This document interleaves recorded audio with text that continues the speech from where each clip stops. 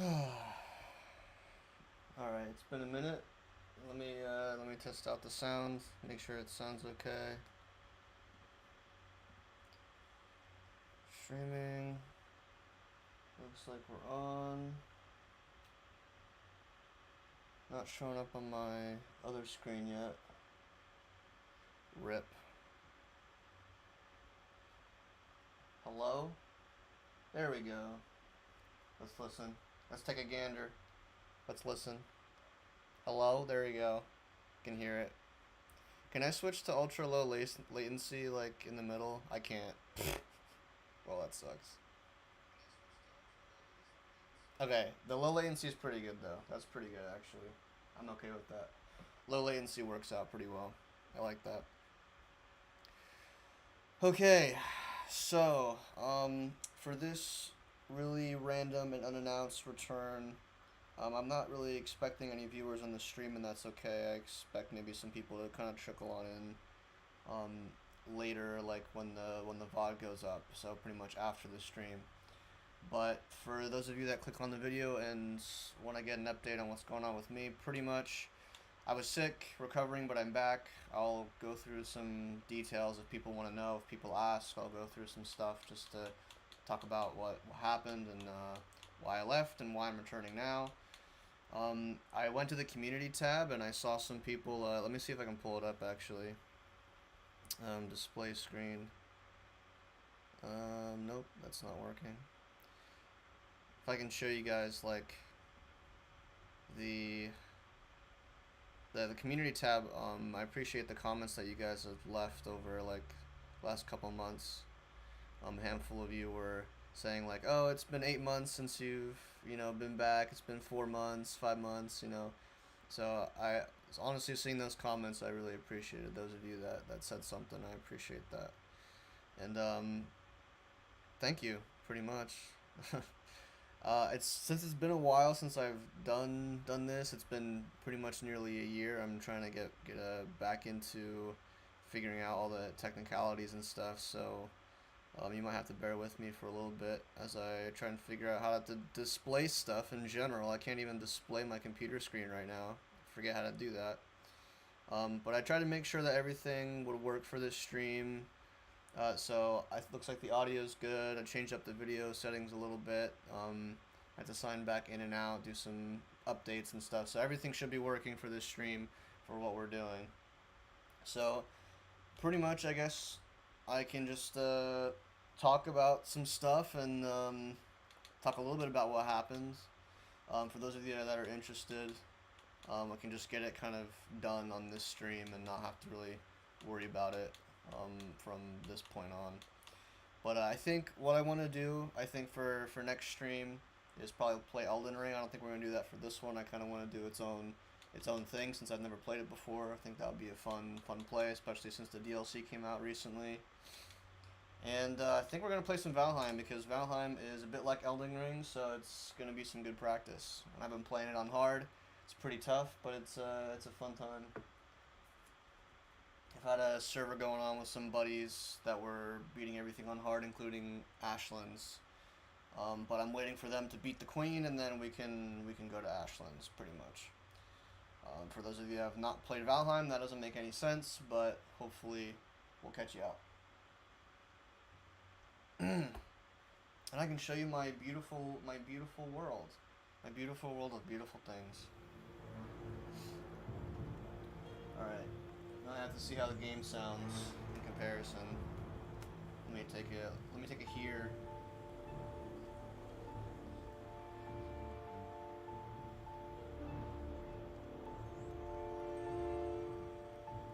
Okay, I think that sounds good. I think it sounds good. It's probably okay. Let me see if I can turn down the capture audio a little bit just to be safe. I'll put it like that. That should be okay. Okay. Oh man. Oh, it's been a while. It has been a minute and a half, man. So I guess let me just talk a little bit about kind of what happened. So last year in the summer, I went to Mexico to visit family for a couple weeks. Towards the end of the trip, we went to like a cenote, which is like a freshwater basin that's like just natural water, untreated, just like out off in the wilderness. It's really beautiful if you've never seen what a cenote looks like before. Cenotes are great. And it was really fun. But there they had some unfiltered water that I likely ingested, and that put some bacteria into my digestive system, which is like, okay, like you got food poisoning, you know, that's bad, but it's not like, you know, take a year off of YouTube.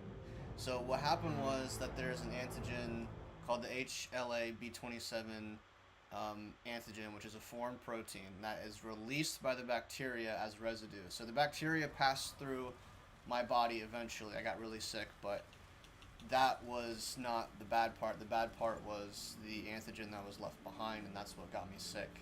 I couldn't use my hands. I couldn't walk. Like it was pretty intense, but it was like that for about a couple months. Then once I got the ability to like use my appendages and stuff again, then it was just like pain and inflammation for a while. After that, then it was just like, I guess, recovering mentally, because it really took the wind out of my sails, and that was it's kind of hard to describe really. But it's been a tough year. Been going through other things. Our family dog passed away recently. Couple other things that is probably not really worth mentioning. But yeah, it's just like, oof, it's been a while. I got into a car accident too last month. Like, it's just a really crazy, I don't know, crazy time. But I've been slowly just getting back into doing everything that I did before. And I really just kind of felt like it might be still too early to come back to YouTube, potentially, but to me, I just felt like I should, like, just do it. You know, Nike swoosh, just do it. So that's kind of why, that was just kind of my mentality, kind of getting back into it. So, yeah, we're back, whether you love it or not. It's, that's what I'm doing. So I'm just trying to get my baseline, just figuring out what the freak that I want to do for these streams and videos. It's been a while since I played Pokemon or Pokemon Unite. Like, I've been playing a couple Xbox games, been playing a lot of Valheim, been working on the base, trying to level up my magic so that we can beat the Ashlands with some buddies on the server. And that's pretty much like what I've been doing, recovering. And then already have been back to full-time work at my old job this past school year, and I had been there for like, was it like 5 months or something like that. So I'm already back to full-time work, and then now it's back to YouTube. And then now that it's back to YouTube, then it'll be kind of finally making progress after a year of just getting back to my baseline. So it's you know, now that I'm back to YouTube, I feel like doing this is now like baseline. Now we can start making progress. So I think, like, maybe mentally wise, it's like once I do everything, including like YouTube was part of that process of getting back to that baseline for me. So now that I'm doing this, then I can keep moving forward. So I had to kind of just get past this. We're doing this now, and I don't think that I'm going to be doing a lot of, like, I'm not going to be doing as frequent streams at first. Maybe like 1 a week, 2 a week, something like that probably is what it's going to end up starting out as, and then I can gradually build up to 3, possibly 4 a week after that. And I've also been thinking about doing videos again, just kind of just figuring out like what I really want to do, because this was, you know, a Pokemon Unite channel, but I haven't been wanting to play that at all. Like Pokemon Unite, I played like a couple games like in March or April, and I didn't really enjoy it that much. Like, and for Pokemon, I think I just blew that out because I did so much shiny hunting while I was sick last year, like last summer. and so I just haven't had any desire to do that either. So I haven't played Pokemon or Pokemon Unite in a while, and I don't really have a desire to come back to it yet. So, like, and I also want to keep doing YouTube. So it's like I don't really want to do what I did before on YouTube, but I want to come back to YouTube. So it's kind of we're in a weird like transition state where I still want to do gaming related stuff. That's a definite. That's 100%. I want to do that. I know that, but as far as what gaming stuff I want to do, I have no freaking clue. Okay, let's actually like try and make some progress here. So I guess for anyone who's not, I guess accustomed to Valheim, hopefully it'll make sense after a while. This is all decorative. I think it looks pretty nice. I made a little like crate out of signs and other little pieces, and I think it looks pretty cool. Hopefully someone that watches this who has been on my channel will has seen Valheim before. That would be pretty great to have someone that can keep up with this, because this is a pretty wild game. Honestly, this is pretty crazy. Like everything here you see is stuff that I built. Like it's an open world, like it's Minecraft and Elden Ring, and there was another game that I compared this to, but I forget. But it's just so many games like combined in like this Norse Viking mythology, and all this stuff here is the stuff that you can build. Like I said, it's like Minecraft. You can build all this stuff. Like so, that's the big house with the teleporters and storage, and the forge and workbenches are in there. The cooking station's right there. That's just a random centerpiece I built. This is where like the beds are for all of us. So it's me, Tonico. It's my name in Portuguese. Jonah and Ethan. Jonah and Ethan are brothers that will probably be hopping on at some point. We'll probably end up doing this on stream too, to be honest. I think that would be super fun. I love having. I remember doing videos with Bunlop on Pokemon Unite, like close to when I started this channel, and those are always fun. I think I had probably the most fun like actually filming gaming, like just doing it with him. So I just like doing it with other people. It's just so much more fun, I think. I like bouncing off of others. So it'd be really cool to do a stream with them, doing some Valheim, beating the Queen, and doing Ashlands, which is kind of the whole point of starting the stream.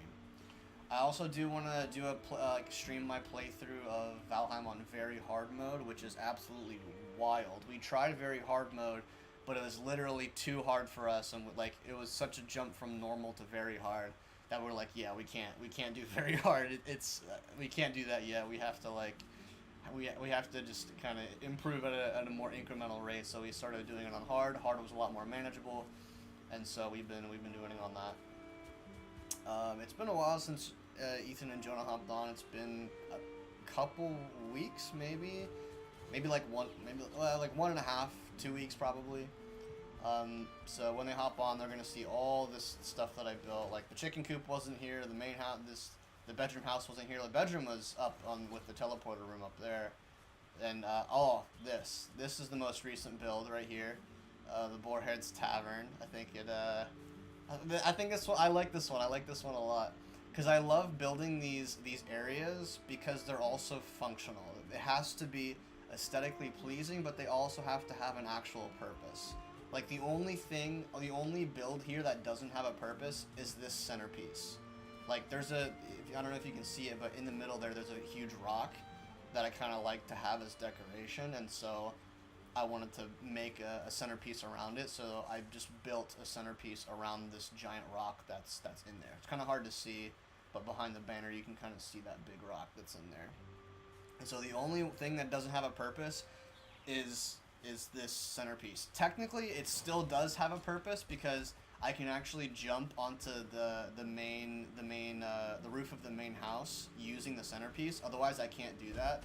So like if I do this and go up here, then like I can. That was a bad jump, and I still made it up here. So like this gives me access to the roof. To like mess with the build and stuff, to if I want to change the roof up here, because it's kind of hard to build on the roof if you're not on the roof. So technically this still has a purpose because it gives me leverage to get up onto the roof. So I guess if you want to think about it that way, technically there's nothing here that doesn't have a purpose. So I guess Everything has a purpose here, if you want to think about it that way. Man, I'm actually surprised. I kind of missed doing this. I didn't really think that. Like earlier, I was like, okay, like I should do this. We got to get back to YouTube, get my baseline back, and I thought like maybe this would be tougher, but no, I'm excited to get back into it.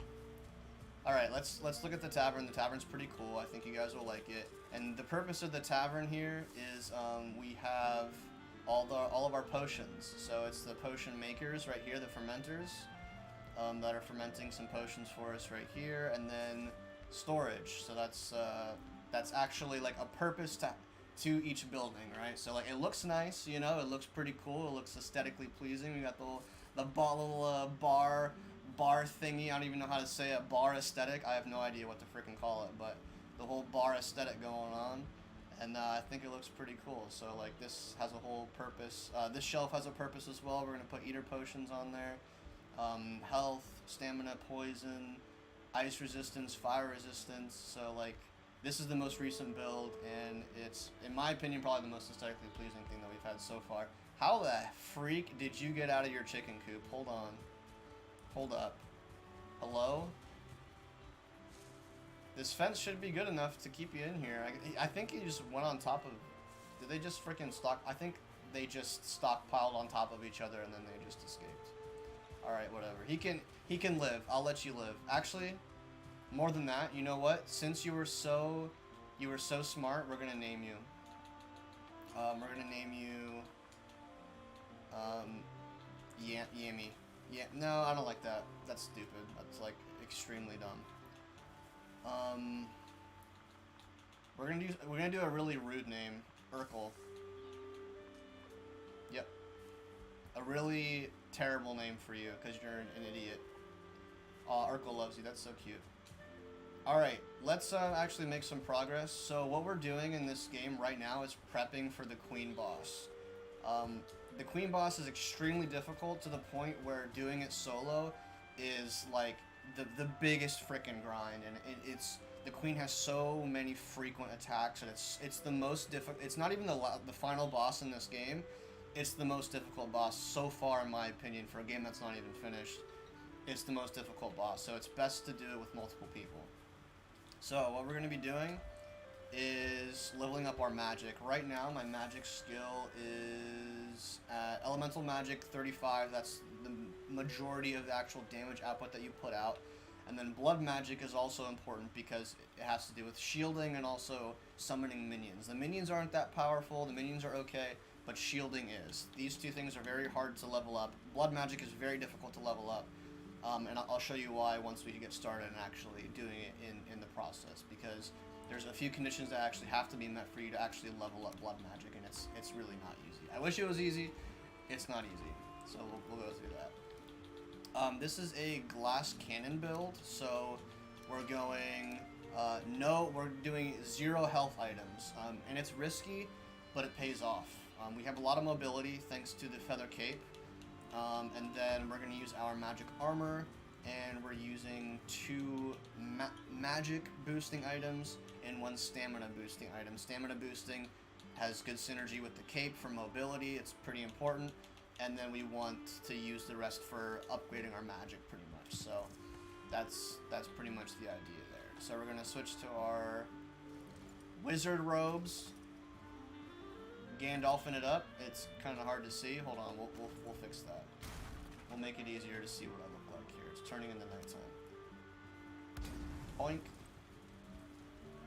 There we go. Our inner Gandalf. Take a good look. Looks pretty cool. I like the robes. The pants kind of clip into the cape there. I don't really know why that happens. Let's use our thingy to put the thingy on the thingy, you know what I mean? You know what I'm saying? We'll put that there. And boom. Okay. So we can rest, and then we need to get our magic gear. Duh. So we are gonna grab 3 of our staves. Those are the most important ones, and they're extremely important when leveling up your magic, and we'll go from there. Now we have to figure out a place to actually go and level up. this area, this is tough because we'll actually have to portal here first and then make our way over because this portal got destroyed. I think that shouldn't be a problem though. That'll be okay. Let's put the excess food away here. We can put that, since this is empty, I'll just put the extra food there. We'll sleep and then we'll, oh, I have to throw up the food that I already ate. I forgot about that. So your food items are extremely important in this game for anyone who doesn't know what this game entails. Food items are your buffs. So you're gonna see I'm gonna throw up all my food, and then look at my health. My health on the bottom left there, it's gonna drop all the way down to 25 and less because I'm taking damage from throwing up. So food is extremely important in this game. You have to stockpile food. You have to have food. You have to eat food. If you don't, you're screwed. And food is on a timer. It doesn't expire, but when you eat it, food is on a timer. So that's pretty important. So we're gonna save real quick because we might end up doing some save scumming. We'll see. So we're gonna eat and we're gonna sleep right now. Okay, and we will keep leveling up our magic, prepping for the queen fight.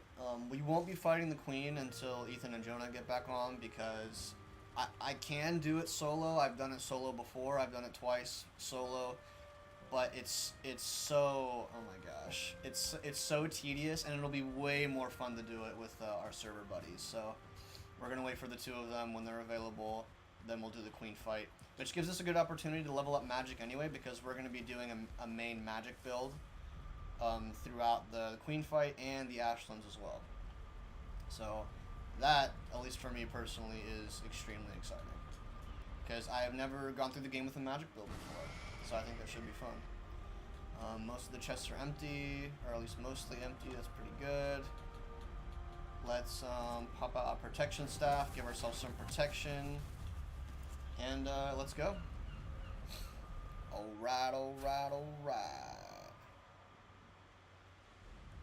Yeah, if any of you have not played Valheim, dude, you're seriously, like, you're missing out. This game is a seriously good time. If you've never seen like Valheim videos, like go look up someone like playing Valheim for the first time. I'm gonna be doing Valheim streams, I think, on here, doing the queen fight in the Ashlands.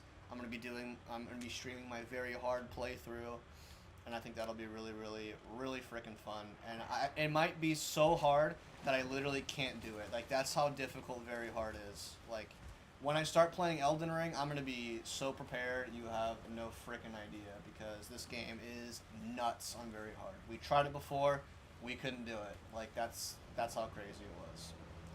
And it was multiple people. It wasn't solo either. Like, when I do very hard, it's just gonna be me. Like, it's gonna be me alone to die in the sorrows of my regrets. You feel me? So I'm really pumped to do a very hard playthrough. But we have to beat it on hard first. We have to beat it on hard. Once we beat it on hard, then I'll start very hard. And the thing is, like, I won't lie, I am tempted to just do the queen fight so we can go to Ashlands, like, right away. But, like, the whole point of why we started this server is so we can beat Ashlands on hard mode together. Like, that was the whole point of, like, making the server in the first place. And to be honest, I kind of want to honor that, so I'm not going to be, I'm not going to, like, I've already done a couple of the bosses by myself on this server, and, like, it's okay because we've all done it before, you know, we've all been in that position where we've done that, so I don't feel too bad about that. But as far as doing Ashlands on our own, like, I'm not going to do that. I'm definitely not going to. I feel like that's a bit too much. Alright, as we keep an eye on our health here, it's going to be tough. If we're low health, it's actually not a big deal. What the big deal is if we don't have this shield bubble that we have right now, the magic barrier, you can see the timer up in the corner there. You see all our status effects on the top right there. That magic barrier is extremely important. Like, that is our crux. That is how this build works.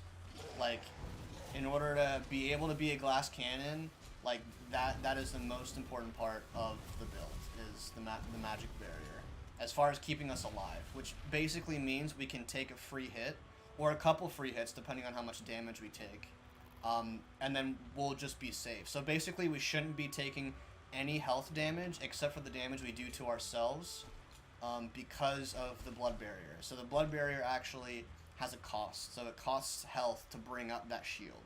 So that's basically how that works. So for low health, it's fine. As long as we have the shield bubble up, like, we're good.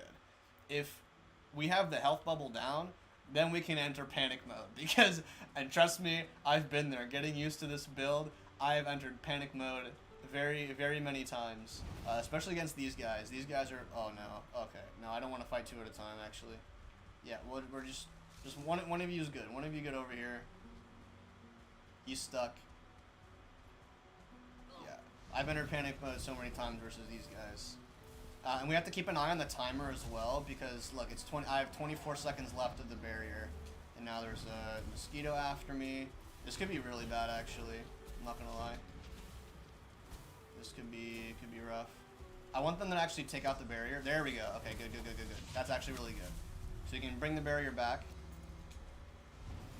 There's a Lox, there's a Desquito, and there's a fueling. We can take care of the fueling right now. Where's the Desquito at? Okay, that's okay. We're out of stamina though, which is not good. We're gonna try and bait out the attack. Put some more damage. We're gonna take out the Desquito now. Oh god. See, that's not good. That's not good. I need the shield back. Give me my shield. Just in time. We're gonna roll to dodge that. Whew. Okay, that was almost panic mode, I'm not gonna lie. That was, we lost our shield there and we got hit. And the thing is, if we get hit and we have our health too low, like, we're screwed. Pretty much. Alright, Desquito's dead. What happened to the other Lox? Did the other Lox die? Did we get them? Yeah, we got them. Okay, so the other Lox is dead, so we're good. Take out this other one. Dodge that attack. Yeah, so like this build is extremely strong damage-wise. Like, I would not be able to fight two Loxes of fueling and Desquito at the same time if I was doing the melee build. Like, that would be ridiculous. Like, as a melee player, like, you basically can only handle one or two mobs at a time. Like, that's the difficulty about the melee build. So this build is really strong if you don't get hit. You cannot get hit. Like, that's the important thing about this build 100%. So right there, you can see that, like, I feel like that's pretty strong. I mean, you saw it. Hell, if you never played this game before, you probably watched that and you were like, damn, like, this magic build seems pretty good. It seems pretty strong. And you'd be right, because it is really strong. That's why I'm switching to it. The thing about playing this game on hard or very hard is, like, you don't really want to get hit anyway. That's the thing. Like, getting hit at all is actually, like, the worst thing that can possibly happen. Like, that's the problem. And so with that in mind, playing a melee build where you're gonna be getting hit anyway, like, it's like you're kind of screwed. Like, you're just walking on eggshells the entire time anyway. So why would you play a sort of good build that's still decent but not, like, optimal when it comes to dealing with, like, groups of mobs if you're gonna be walking on eggshells anyway? Just play the magic mode. You know what I mean? So the thing is, I know that my buddies are gonna want to play melee. I know for a fact that they're gonna want to stick with that when they're going to Ashlands.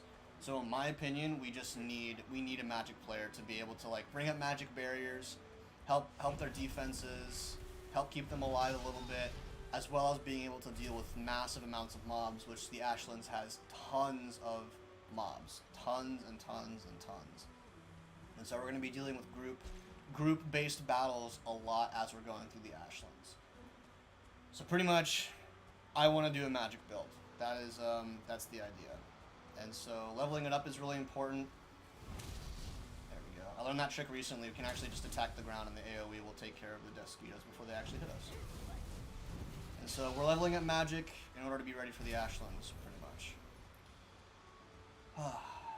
Since I spent so much time, like, building, I don't really know if there's anything else I want to, like, build. Like, there's nothing really functionally that I wanna do. I can do a larger tour of the base a little bit later once we're done with this run here. But for now, like, leveling up magic like pretty much takes priority. Like, we want to be prepared for the queen fight. That's like, it's gonna be so crucial. the higher we level up our blood magic, like, and the whatever elemental magic, like, the better off we'll be. So now I'm gonna show off the Dead Razor, which we can summon a beautiful skeleton boy, and I think we can summon a second one now. Yep. Boom. These guys kind of suck. I'm not gonna lie, they're actually pretty bad, but you can level up your blood magic using them and using the shields that you put around them. So to level up blood magic, your skeleton minions have to either deal damage or your shield has to be destroyed. So like if I get attacked, the shield gets destroyed, that will bring up our blood magic a little bit. That also counts for the skeletons. So if the skeletons get attacked, their shield gets destroyed. We'll probably see that right here.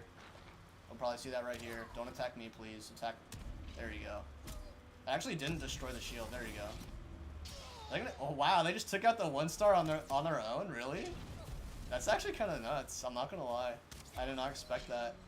Oh, the team up. Dude. Okay, I just said they're trash and they're freaking destroying it. Wow. That team up though. Like the archer staggering them and then the warrior hitting them after that. Damn, maybe I'm wrong. Maybe these guys are actually freaking good. I think oh, that's not good. Oh, the archer, let's go. You're a beast. Okay, so that's good. Like we're leveling up our blood magic. Like as they're dealing damage and as our shields are getting destroyed, like that's the upside of our shields getting destroyed is that like it'll level up our blood magic. Unfortunately, taking damage on our shield won't level it up. It's literally like specifically it blowing up. Like we have to have the shield destroyed in order to take to get the experience that we need. So here, if we were playing the melee build, there is no shot in the world we would be able to like fight all these guys at once. Like we would have to like distract them, we'd have to fight them one at a time. Like there's no way we'd be able to do what we're doing right now. Like the fact that we can like actually just we took some damage there, that's okay. Like we can take all these at once, and even if our guys die, dude, like we're good. Like check this out. So I can like, and look at all that damage, bro. Look at all that damage, and I don't have to like stick by their camp. I can just kind of like, I don't know, pepper shots around. And again, we have to keep in mind like if we get hit, like we're screwed. Okay, we're good there. And we have to keep an eye on the timer too. Like this is a very like high maintenance build. Like we have to keep an eye on the timer as well. We'll try and dodge there. We have 45 seconds left. Okay. That's okay. We're gonna do this. Check this out. Nope. Oh! Okay, check this out. Ready? Boom. Alright, we got our shield up. See, that was a little scary right there. I'm not gonna lie. That was a little scary. We're gonna start peppering damage again. Missed there. Alright, our stamina is a little low right now. I think it should be okay though. Take another hit. Oh, we got hit there. That's alright. Alright. And there you go. That whole horde has been dealt with. Again, it can get scary. It can get scary. It got a little scary there for a little bit. But if as long as you're paying attention, like, you're good. That's how strong this build can be. Again, a melee build cannot pull off what I did just there, like right there. Like, with that many fuelings on us, if we were playing a melee build, we would be pretty much screwed. And if we weren't, we'd have to be extremely careful as we were being peppered with attacks. Like, we'd have to be very careful with the spacing. Like, technically it's doable with a melee build, but it is so unreasonably hard. Like, and it would take so long. Like, our food would be running out, it would take so long. Like, we wouldn't have access to the magic barrier that we have now if we were doing a melee build. Like, it's absolutely nuts. I wanna kill this shaman. There you go. Alright, as long as, if the shamans are dead, that's actually, like, we're kinda good after that. Alright, come here, guys. The berserkers are a little scary, but as long as we apply the same tactics here, like, we're good. Oh, there's another shaman. Come here, bud. Okay, we missed him. Alright, we're gonna run away from the shaman. The shamans can be really, really scary because they have damage over time, and if we get hit with one of their shots, there's a good chance we can take some extra damage that we didn't want to take. I'm gonna do this. Check this out. Ready? And we have 10 seconds left. There we go. So we take the hit strategically there because our magic barrier was gonna run out anyway. And again, like, we have to take damage. Our magic barrier has to be destroyed for us to level it up. So it actually would have been a waste, in my opinion. So we're strategically taking hits as well, as like once our barrier is close to running out, pretty much so that we can use it to level up our blood magic. So I will be taking hits on purpose on occasion because of that. So if you see me taking hits, that's basically why. Alright, what do you have? You're a warrior. I guess that's okay. The archers, I think, are probably a lot better because they keep their distance. Alright, we'll summon our both warriors. Let's get a little bit closer and then I'll give them shields. And their shields are also on a timer as well, not just mine. And it's on the same timer. We cleared out most of this area, which is pretty good. Got them closer. I wish you guys were archers. I hate you both. You're both awful. At least do some good and take damage with your shield. So here, I'm going to take my time. I'm going to try and knock this guy over. There you go. Okay. Because I want them to deal damage and I want their shield destroyed. So I'm going to let them do that. Except for this ranged guy. The ranged guys can be annoying. Alright, take him. Yeet! Get him! Get him! Get him! Got him. Alright. So, there you go. That's another camp down.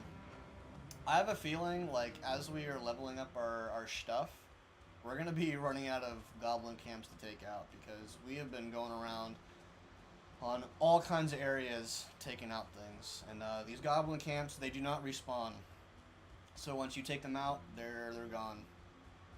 And those are really good opportunities to level up just for the sheer amount of mobs that are there. And because they don't respawn, it's just you gotta make the most of it, pretty much. You gotta make the most of it. There's another goblin camp right over here. The skeletons are really slow too, as you can see, considering the fact that you can't see them right now. There they are. Oh my gosh. You see how slow they are? That's what I mean, like they're bad. Like, come on. I don't think I've ever seen a game that has like good minions ever. Name one game that has like good minion allies. I'll wait. Literally. Actually, so bad. Alright. Fire damage should take you out. The skeletons are pretty much useless against the berserkers, unfortunately. It will deal some damage, though. Okay, the shield was taken out. That's good. More of them. Yeah, see, this is hard because now, with the shamans have ranged attacks, and so it's kind of hard to see where they are because they're so freaking small. Wait, can they even get up here? Bro, no way, dude. No way. Oh, they can. Oh, shoot. Okay, they can't get up here. They found a way. They found a way. No. No. My shield. I wasn't paying attention. I wasn't paying attention. And there's a freaking... Oh, my gosh. And there's a freaking pit right here. The pits are death. The pits are death. Okay, gotta take out the mosquitoes because they're gonna keep peppering me. Alright, we're good, we're good. We found a baseline, we found a baseline. We're okay, we're okay. We got it. We got it back. Alright. Whew! Alright, that was close. It's okay. You got on my face, you little bumbling idiot. Whoop. Too slow. Too slow. I don't. You stupid. I don't. And you're dead. Dude, oh my gosh. These mosquitoes are everywhere, bro. Get out of my face, my dude. Get the freaky deaky out of here, bro. Alright, come here. Boom. Alright. Good news about these pits, though. It gives us more opportunities to take out more mobs. So that is the good thing about that. Sir Bunlop, hello. How are you? Thanks for tuning in. Good to see you. Good to be back. Good to be back. Is it just me or what's going on with the picture quality? Let's see. Picture quality as in like my thing right here, this right here. Is that what we're talking about, or the screen? Looks like the frame rate's not too bad. It should be... everything, huh? Huh. Interesting. Let me pause here real quick. Luckily I can pause the game. Let me look. I'm not gonna lie, it might just be you. I don't want to, but it looks like on at least on my screen, it looks pretty good. From what I can tell, it might just be you actually. It might maybe it's just like catching up for you. I'm not sure. On my screen here, like on my test screen, I keep an eye on what it looks like. It looks like it's on mine at least it's okay.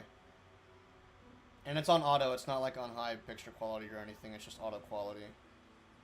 So it might just be you, but I hope it is, because at least on my screen it looks okay.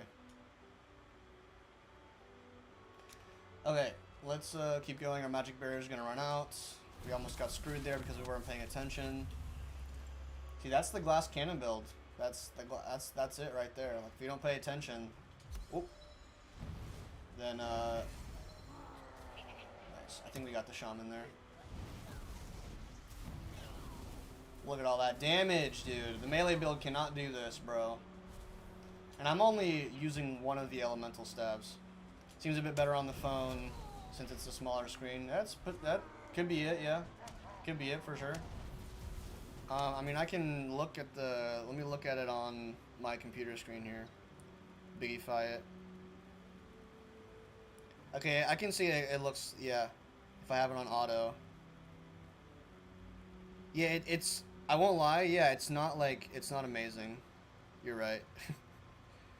But the, let me see. I mean, it's not the worst thing in the world. That's something we might have to just figure out later. I think it's okay, at least for now. At least, maybe it's just for my standards. It's alright right now, at least. Oh gosh. I wish one thing about these mobs is that they don't attack each other, which really sucks. It's gonna be nighttime soon. Let's keep an eye on that as well. Bait out an attack.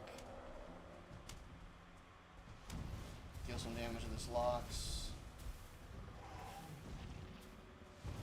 See, even area of effect damage, like they don't even damage each other. Nice. Alright, let's, it's gonna be nighttime, so let's build out a portal, and then, come on, there we go, and boink. Alright, can't pick that up, our inventory is full. So what is this? This is Valheim. Remember I told you guys that you guys should play it because it's really cool and it's really fun, because it is, and it's a really good game. This is our the server that is our hard mode build that we're doing, that I'm doing with a couple of buddies, and they haven't been on for about a week and a half, which means they should be probably getting back on pretty soon. And we're beating the penultimate boss, and then we're doing the final area as well, which is the Ashlands on hard, and then after that, then we're going to be doing a solo playthrough on very hard. Or if they want to do it very hard as well, then I'll do it with them too, but I'm not sure. Honestly, I predict that they're probably going to rage quit on on the Ashlands, I think, because they haven't even done the Ashlands on normal difficulty. I have. Dude, on hard, and they're doing melee builds. Like, they're not going to do magic, at least I'm pretty sure. I'd be very, very shocked if they, like, went for the magic build instead. Like, dude, I'm telling you, they're not going to have a good time.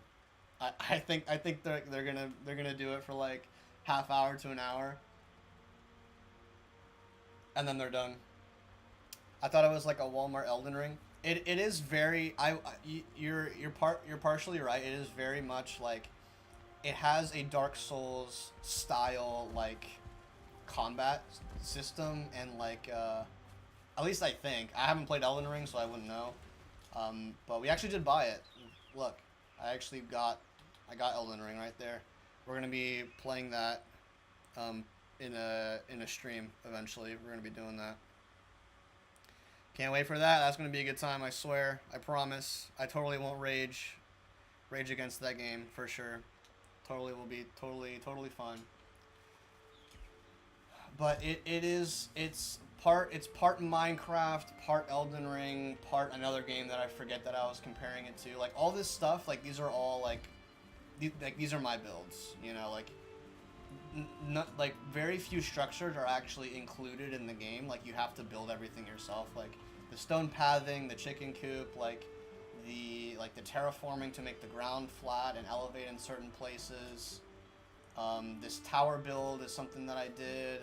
Like the tavern here, like all the stuff that you see that's built here is stuff that I did. So like all this stuff is doable in the game, which like I think that I honestly, to be honest, like the combat and difficulty is cool and I like it a lot by itself, but the building in this game, dude, like yeah, I thought it was some NPC village. Let's go. That shows you my my build skills, dude. No, this is my build. Yeah, literally everything you see, from like the stone walls, the windmills there, like all this stuff, everything here is my build. Anything that's not grass is my build. The staircases that go down using the terrain. So eventually I want to build out this area right here.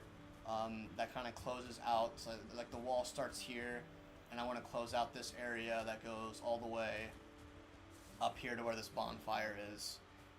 And so the base isn't completely done. I still have to build walls and figure out what I want to do for the remainder of the build. I'm not really sure what I want to build here to fill out the rest of the space. But yeah, dude, the building here is so much fun. Like when you start it out, it's like, man, this build, like, okay, let me give you like a partial demo. Let's see, let's get this. Where's my leftover food that I had here? All right. Let's eat those. Alright, cool. And we'll switch to the hammer. So like when you start out building in this game, it's very, very basic. Like you'll start out getting like your wood floor, and then you get your wood wall.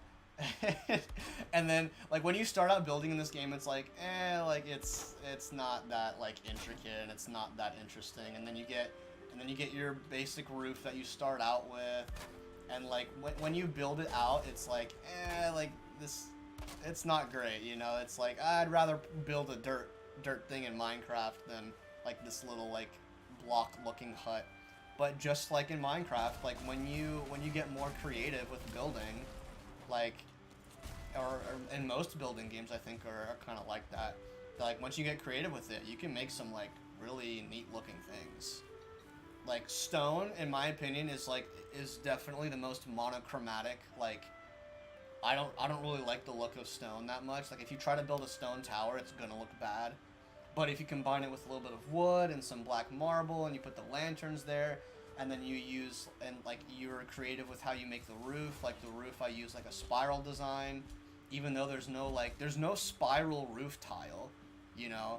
Like again, you have to get like creative with it, you know.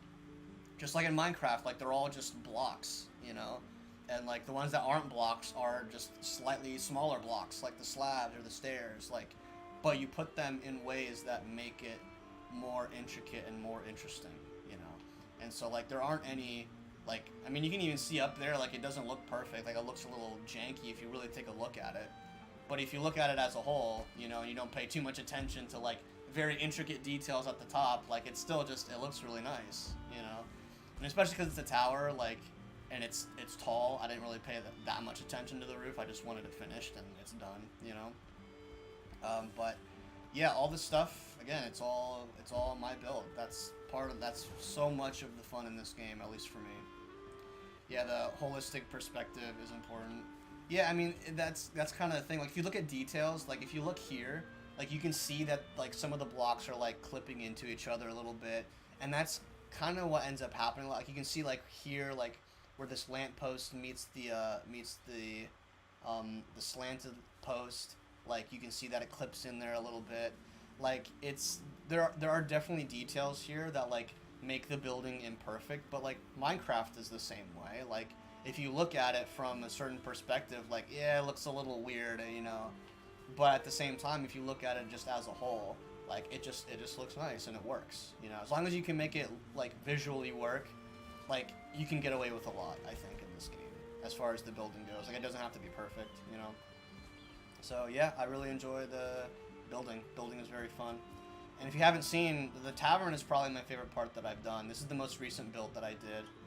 I mentioned this earlier in the stream, but it also, like, I want to make sure that each part of my builds have a functional, like, purpose, you know? And I do the same thing in Minecraft. I'm sure you already know that, but I think I mentioned that before. Like, I want to make sure that there's some functional purpose to the build. It doesn't just look nice. So, like, in the game, there's potions. And so you need these fermenters, and you need to store your potions. So I made an area that stores potions in sections, and it makes it into a tavern, you know? And these are the fermenters that actually have the potions in there. And boom, there you go. And I pick those up, and there you go.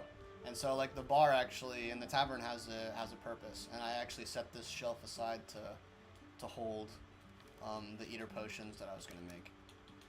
I can mess with those later. But potion seller, I need your strongest potions. That's one thing that I genuinely wish that they had, and I think games need to implement this more, is like having friendly NPCs that you can place. You know what I mean? Like in Minecraft, you can like steal villagers and bring them to your thing and like have them, you know, be trapped and force them to breed and do slave labor. Like you can do that in Minecraft, right? I wish you could do that in other games, but more than that, like have them not be forced slaves. Like you don't have to trap them, you know what I mean? Like I wish you could just have that as part of your builds, where you could have a potion seller that just chills here and walks around a little bit, that you can talk to, that has some functional purpose, or like have other NPCs be walking around like your town as NPCs. Like I don't know how you would really implement that, or like what the implications would be, or what the functional purpose would be, but like there's only so much life you can bring to your base when it's just you, you know? Like I have the chicken coop here, and you have the hens that the AI are really stupid and they kind of just like hang out on the edges of the freaking thing here. Like you can have armor stands which like serve as like, they kind of look like there's a person standing there, which kind of brings some like more visual interest that makes it feel like there's a little bit more life, even though it's not even an NPC. Like that's semi-helpful, you know? And you can also in this game, if you've already seen, you can like post up trophies. So you earn these trophies by killing mobs, and you have a chance to drop these trophies that represent the mob that you killed. And so you can post these up, which kind of brings some more like liveliness. The grass helps out a little bit. But, like that's why like in Minecraft, like you put flowers and you put shrubberies, and like that makes it feel more lively. You know, there's only so much to the build that you can do without having like some sort of like life form, you know what I mean, or some representation of a life form that actually adds a lot, you know. And so I wish that like you don't have to scrounge for scraps like grass and armor stands, that you could just have like NPCs integrated into your base as a system, you know. Like I don't think there's any game that does it better than Minecraft. And for Minecraft, you have to freaking put them in boats and like sail them across the plains in order to get them to your base, you know, or take them through the nether portal and take them to your base. But like there's no reasonable way to like recruit NPCs or create your own NPCs. Like, you know, you can do iron golems, or you can use bees in Minecraft. Like some stuff like that helps, you know, but again, not a lot of games do that. This game doesn't do that. I wish it did, you know. So there are downsides, but I think that in some way, like the intricacies and the general wildlife, like you see seagulls flying around, you know, like there's particles in the air, you know, the windmills are functional. Like there are things that bring the base to life a little bit more. But again, like without NPCs, it doesn't quite have that edge that I wish that it had. So it's something that I hope that they integrate into this game, but because it's so sandboxy, like there's so much more in this game that like I don't even know how they would implement NPCs, but it would be really cool to see. It would be really cool to see, that's for sure. This definitely is not a perfect game, but dude, this game is so fun, man. Like, oh, it's so great. I hope at some point the three of you will change your minds, you'll get the game, and we can play it all on a server on stream or something. I think, oh man, I think that would be so much fun. I think you guys could super get into it. Or because I recommended it, you might be like, nah, maybe not. So you could get into it, but I would say there's also an equal chance that you would not get into it. I would say it's probably 50-50. But maybe now that you've seen the game, maybe you're like, maybe I could try it out, but I don't think I've sold you yet. If I know you, I don't think I've sold you yet. But we'll do a little more combat. We will get up our magic level a little bit more here. And actually, it is about midday. We're going to wait, actually, until the day runs out here. So one thing that I'm thinking about is, like, what I want to do for the remainder of the base build. Because there's not that much, like, we really have left. Thing is, when we go to Ashlands, we get access to other build types. We get access to Ashwood and Grouston, which we can make, like, maybe, like, a cathedral or like another house that looks a little bit nicer, because Ashwood has more like intricate designs when it comes to the decoration. And so part of what I do when I base build is I leave areas non-built because you get access to more stuff. You know what I mean? And I mean, Minecraft is similar in that sense, but the way that Valheim works, it's far more linear than Minecraft. And I think most people would agree with that. Like with Minecraft, you can go to any biome at any time, pretty much, right? In this game, you can try to go to any biome anytime, but you're probably going to get screwed over because certain biomes are like completely undoable. Like the Mistlands biome, which is the one that I'm doing right now, like without beating the previous biome, the plains, like you cannot traverse. And I can even show you if you'd like you cannot traverse the Mistlands because there's mist and you need this little, do you see that little wisp flying over my head there, that blue thing right there that's flying around my head? You need that item in order to disperse the mist in the Mistlands. And without it, you can't traverse it. And you might even think like, okay, the flame, like if it, you can still just like, you know, blindly walk around the area, right? And maybe pick some stuff up and then just like get out of there, right? And some biomes that does work actually. But for the Mistlands, it's a mountainous range. It is the most aggressive mountainous range when it comes to terrain variation. Like there are points that it's super tall and then it quickly drops off, and because of the terrain and because of the mist, you basically like cannot traverse the Mistlands without the wisp. So it's like you can't do it. Like you're gonna die. And the mobs there are so difficult and they're so aggressive, and they spot you from a mile away and you can't even see them. Game over. Like you're screwed. You know, and they fly. Like they all fly. All the frickin' mobs in the Mistlands fly except for one. You know, like or one or two, right? So it's like you're gonna get screwed. You know, if you try. Other biomes you might have some more success doing that, and I've tried it, and it can work. It can definitely work, and you can get some stuff earlier, which can be very, very beneficial if you're successful at it, but it's not going to do that much for you. So you kind of have to go from biome to biome. Beat one biome, go to the next one, beat that biome, go to the next one, beat that one, you know, kind of linear. I think that is, at least in my opinion, I understand it, and I see the appeal to it, but there's also an anti-appeal, because it is linear. Is it truly, like, open world, you know what I mean? Like, for GTA, you can go anywhere, right? Breath of the Wild, you can pretty much go anywhere, like, without that much difficulty. You can beat the frickin' final boss. Like, speedrunners take 5 minutes to go to the final boss and beat it. I think that's proof that that's open world. Like, you know what I mean? That's, to me, sounds like an open world game. But if you try in this game to beat even the second boss without beating the first one, it'll be next to impossible. Like, it'll be so egregiously hard. Like, it probably is doable to beat the Elder before you beat Eikthyr, which is the second boss before the first one. I think could actually be pretty interesting. I think people probably have done that before, and I think it's doable.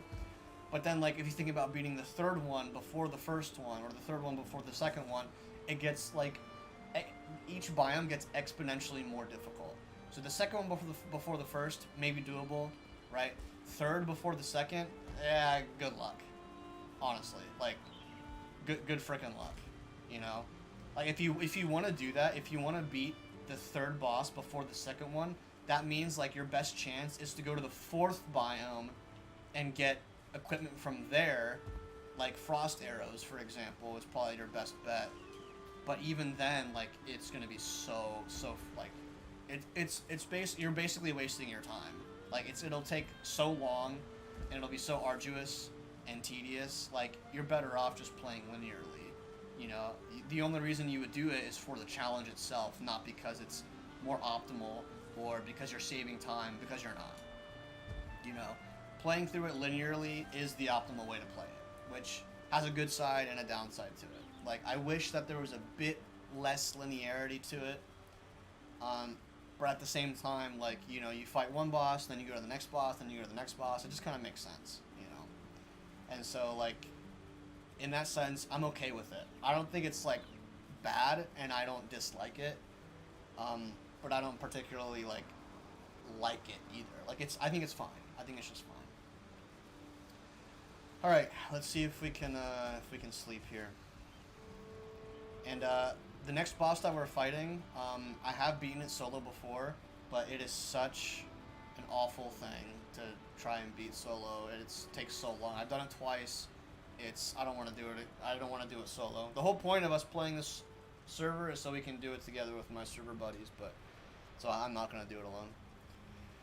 Just find yourself the defog TM. I would always get stuck on that part in Pokemon Diamond. Hated the fog. Yeah, I remember that being... Didn't it have something to do with the Psyducks as well? I seem to remember something about, like, there was a wall of Psyducks or something that, like, that gave you the TM. I really don't remember, to be completely honest. It's been so long. Yeah, wasn't it, like, the fog and also, like, the snow, too? Like, wasn't it that those two things combined that just, like, made that area impossible without defog? Yeah, dude, fog in games just suck in general, now that you mention that, right? Like, it's just trash. Who cares? Who cares about the freaky deaky fog, bro? Awful things. Okay, let's get our buffs back up, and then we'll head back over to this area. Boop, boop, boop. Eat our food. Eat our foof. I already mentioned this earlier in the stream before you arrived that I will probably be doing, like, non-Pokemon related stuff. I've had no desire, really, to be honest, to play anything Pokemon related. It's been several, like, I'm now crossing the line where I'm saying, like, it's been many months since I've played Unite or Pokemon. Like, I've just not had a desire to do it, so I don't really think that's going to be something I'm doing for a little while. At least I'm pretty sure. But, I don't know, we'll see. So, when it comes to, like, the future of this channel, like, I'm not sure I really want this to even be a Pokemon channel anymore. Like, yeah, to be completely honest. Like, we'll see where it goes from here. You know, I want to do Elden Ring. I want to play more Valheim. I'm probably going to be doing those on stream. But as far as Pokemon, like, I don't know, man. I don't know, bro. Again, I don't know. Just not really a desire to do it. So, sounds like you made space in your heart to welcome Dragon Quest. You always push it, huh? Oh man. You make a very solid case that is extremely convincing. How about this? If you play Valheim, I will play Dragon Quest. You play with me on stream. We'll do a normal playthrough of Valheim starting from the beginning. And then I'll do Dragon Quest. It's a $20 game, so it's not a $60 or anything. We'll make that a deal. You and Acer Mode have to do it with me.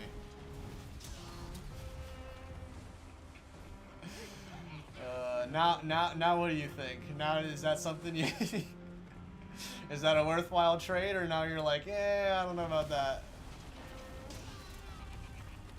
Oh man. Damn, no Dragon Quest. I gotta be completely honest, like I didn't really care for it that much. I think there is an appeal to it, and I can see why people like it, you know. I think that if I would do Dragon Quest Monsters, it would be maybe the new one that came out, potentially, but even then, like, I don't really want to spend the $60 on it. I mean, there's a reason why I like wait for games to be on sale, and the thing is, like, Nintendo games just don't go on sale. You know, it doesn't happen, right? Like, I just bought Elden Ring recently because it was on like 30% off for like $40 for a game like Elden Ring, you know, that is like so critically acclaimed and people love so much. And then you have like basically countless hours playing, right? Like $40, yeah, you can bet your butt that I'm gonna be playing Elden Ring for $40 for sure. For me, that's super worth it. I already know I know I've never played a Souls game, and like that's something I was concerned about, but I know I like Valheim. I know I like being creative with like making builds. I know I like difficult combat games, you know. So its DLC brings it up to $80-$90 too. Yeah. Exactly. Like, hey, dude, if Nintendo games went on sale, honestly, I'd be way more open. To it. But there's a reason on Xbox, like, I wishlist, and in Steam too, to some extent, that I wishlist games, wait for it to be a reasonable price, and then I'm like, yeah, that's worth it for me, and I buy it at that price. And even if it goes on sale, like, some games, it's like, oh, 30% off, like, that's pretty good. But for that game, it's like, it's still not worth it. I'm going to wait for it to be 50% off, you know? Which Xbox does. Xbox has games that have been out for, like, maybe, like, even, like, 3 or 4 years, even less than that sometimes. Like, and like decent games at that, and especially if it's been out for longer, like it's gonna go on sale, dude. Like it's gonna go on sale for a nice freaking price. Like they just do that, and so I will happily, you know, wait for it to be on sale. Because if it was full price, I just wouldn't buy it. Like that's not worth it for me, you know. Like when it comes to a Nintendo game I buy for $60, like I'm gonna be way more selective of what I buy. Like Metroid Dread, worth it for me. You know, Pokemon Scarlet and Violet, I thought that would be worth it for me. Pokemon Sword, for me, worth it. You know what I mean? But if it's like Mario Party, it's like, I mean, I like Mario Party, but how often am I going to play it, and how often am I going to have people over playing it? You know, I'm not 12 years old anymore, and I'm not having my friends have a sleepover every weekend, you know? Like, it's not like that anymore. If it was, then I'd do it, but it's different now, you know? And so, like, I'm not going to spend $60 on a game like that I'm not going to play, you know? And it never goes on sale. If it went on sale, if it was $30 instead, and then I don't think about it. But they don't do that. Literally bought Borderlands 2 and all its DLC for $9 back in 2019. See, that exactly, dude. That is exactly it. That is precisely the point. Like, that is worth it. That is well worth your cash. That is well worth your money, you know? And oh, you got him. Come on. No, come on, bro. Come on. All right, whatever. I'll help you out. Oh, you're a 1-star. That's why. Oh, dang. Yoink. Yeah, look at that team up. Like that's the thing. Like there's this thing about like game companies that is, and it's not just Nintendo, but like there's this greed mentality, you know, for a lot of it, and this goes for like many industries. This goes for like Hollywood and and TV and like I don't know, like manga in some way, and like VFX. You know, he goes for a lot of like industries and business. You know what I mean? Clothing, like. But at the same time, like if companies like actually, I don't know, like use I don't want to say use their brain because it's kind of rude, because I think the reason that Nintendo doesn't like do those deals is because their games sell enough anyway, and I think it sells consistently enough, even like after the height of like of what they initially sold for. You know, what, like after the first like few months that a game is out, like it still sells pretty well after that, but still, like, I don't know. It's just I wish that they went on sale, because I don't buy them because they don't go on sale. That's literally it. It's not worth the money for me. And you know, maybe I'm just like not their target demographic, I guess. Which I don't know. That sucks, I guess. But I'm that doesn't mean I'm gonna buy their game. I'm not. You know. I'm just not. So it is what it is. I'm not their target demographic. I'm not going to buy their game. That's fine. I'll buy other games that I want to play. Like, that's not really an issue for me. If I really wanted the game, I would buy it at full price. But I don't. You know, I just don't.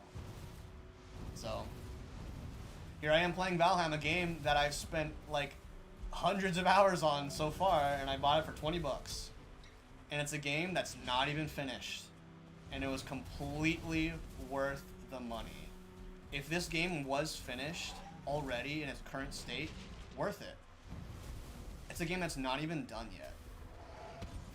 Oh, that's not good, actually. That's really bad. Okay. Dodge that. Whew.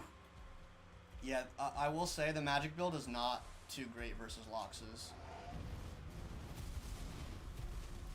They do not take a lot of damage from the initial hits. They take a lot of fire damage, though. So have you not played Showdown since we last talked? Nope. Nope, I have not, actually, now that you mention it. I have not. I have not done that.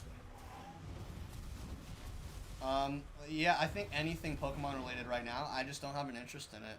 I think it's partially burnout for sure, since I did all that shiny hunting. You know, it definitely is part of the reason why I haven't been playing it. Burnout is a huge part of it.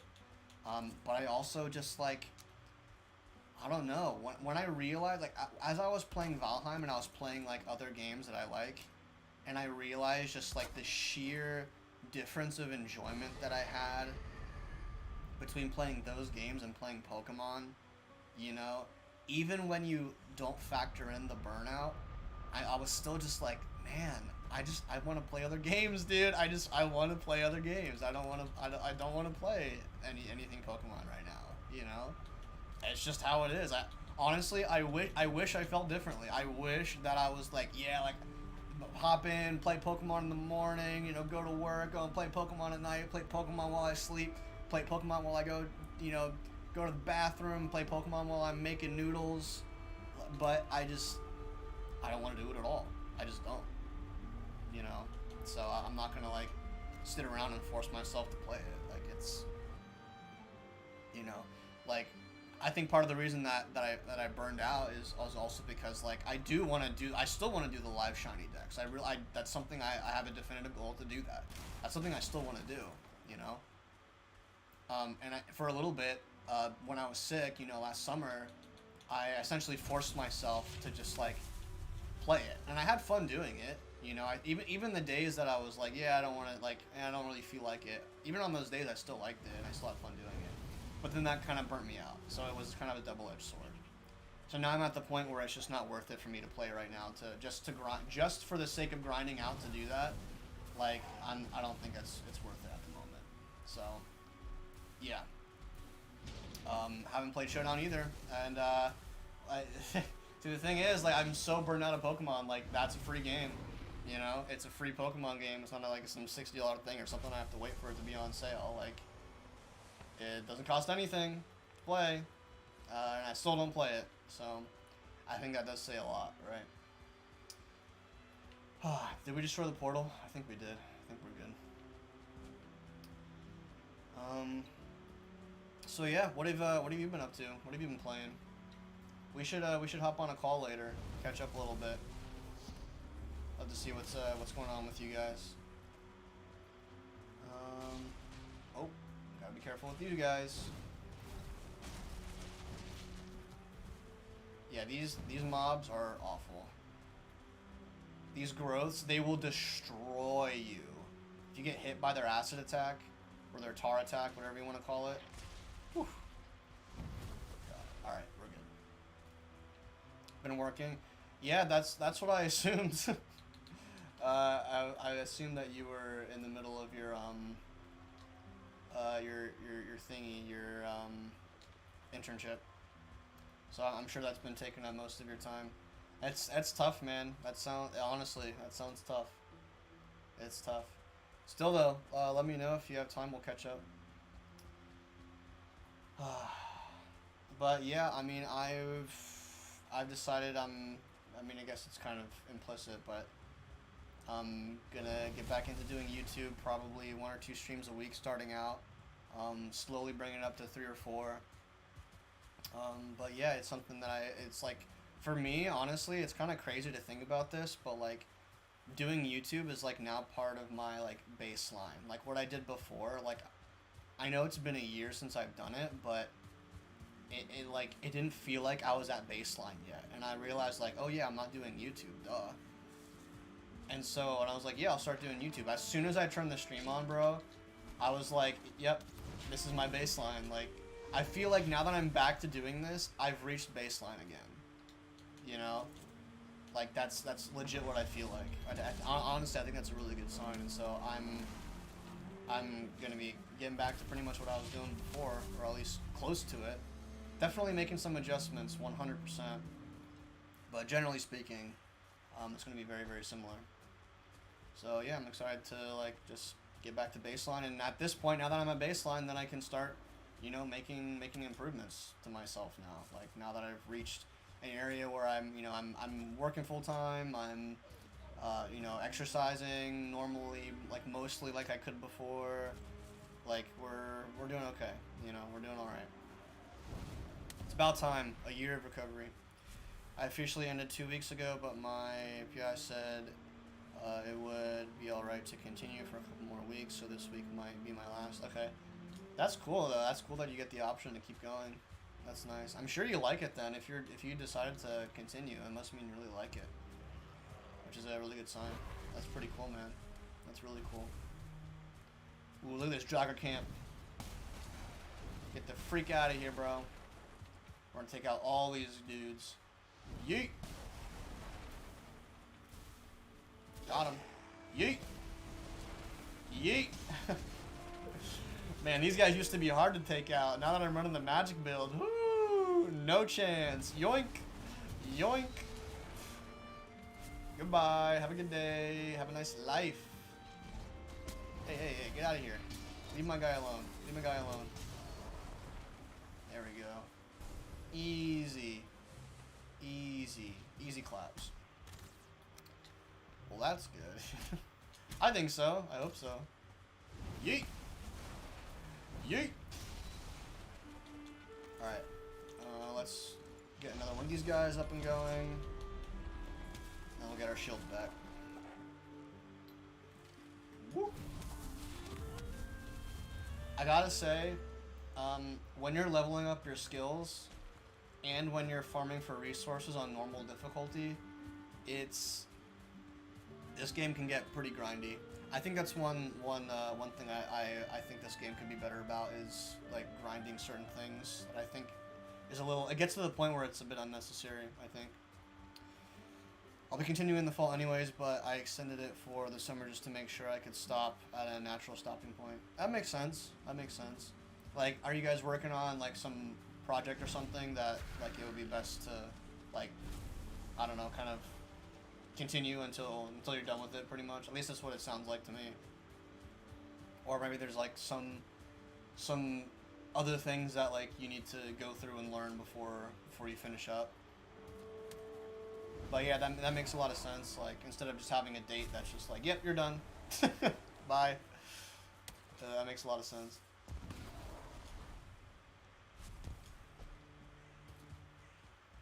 How's Acer Mode doing? I feel like it's been a while since I've heard from him.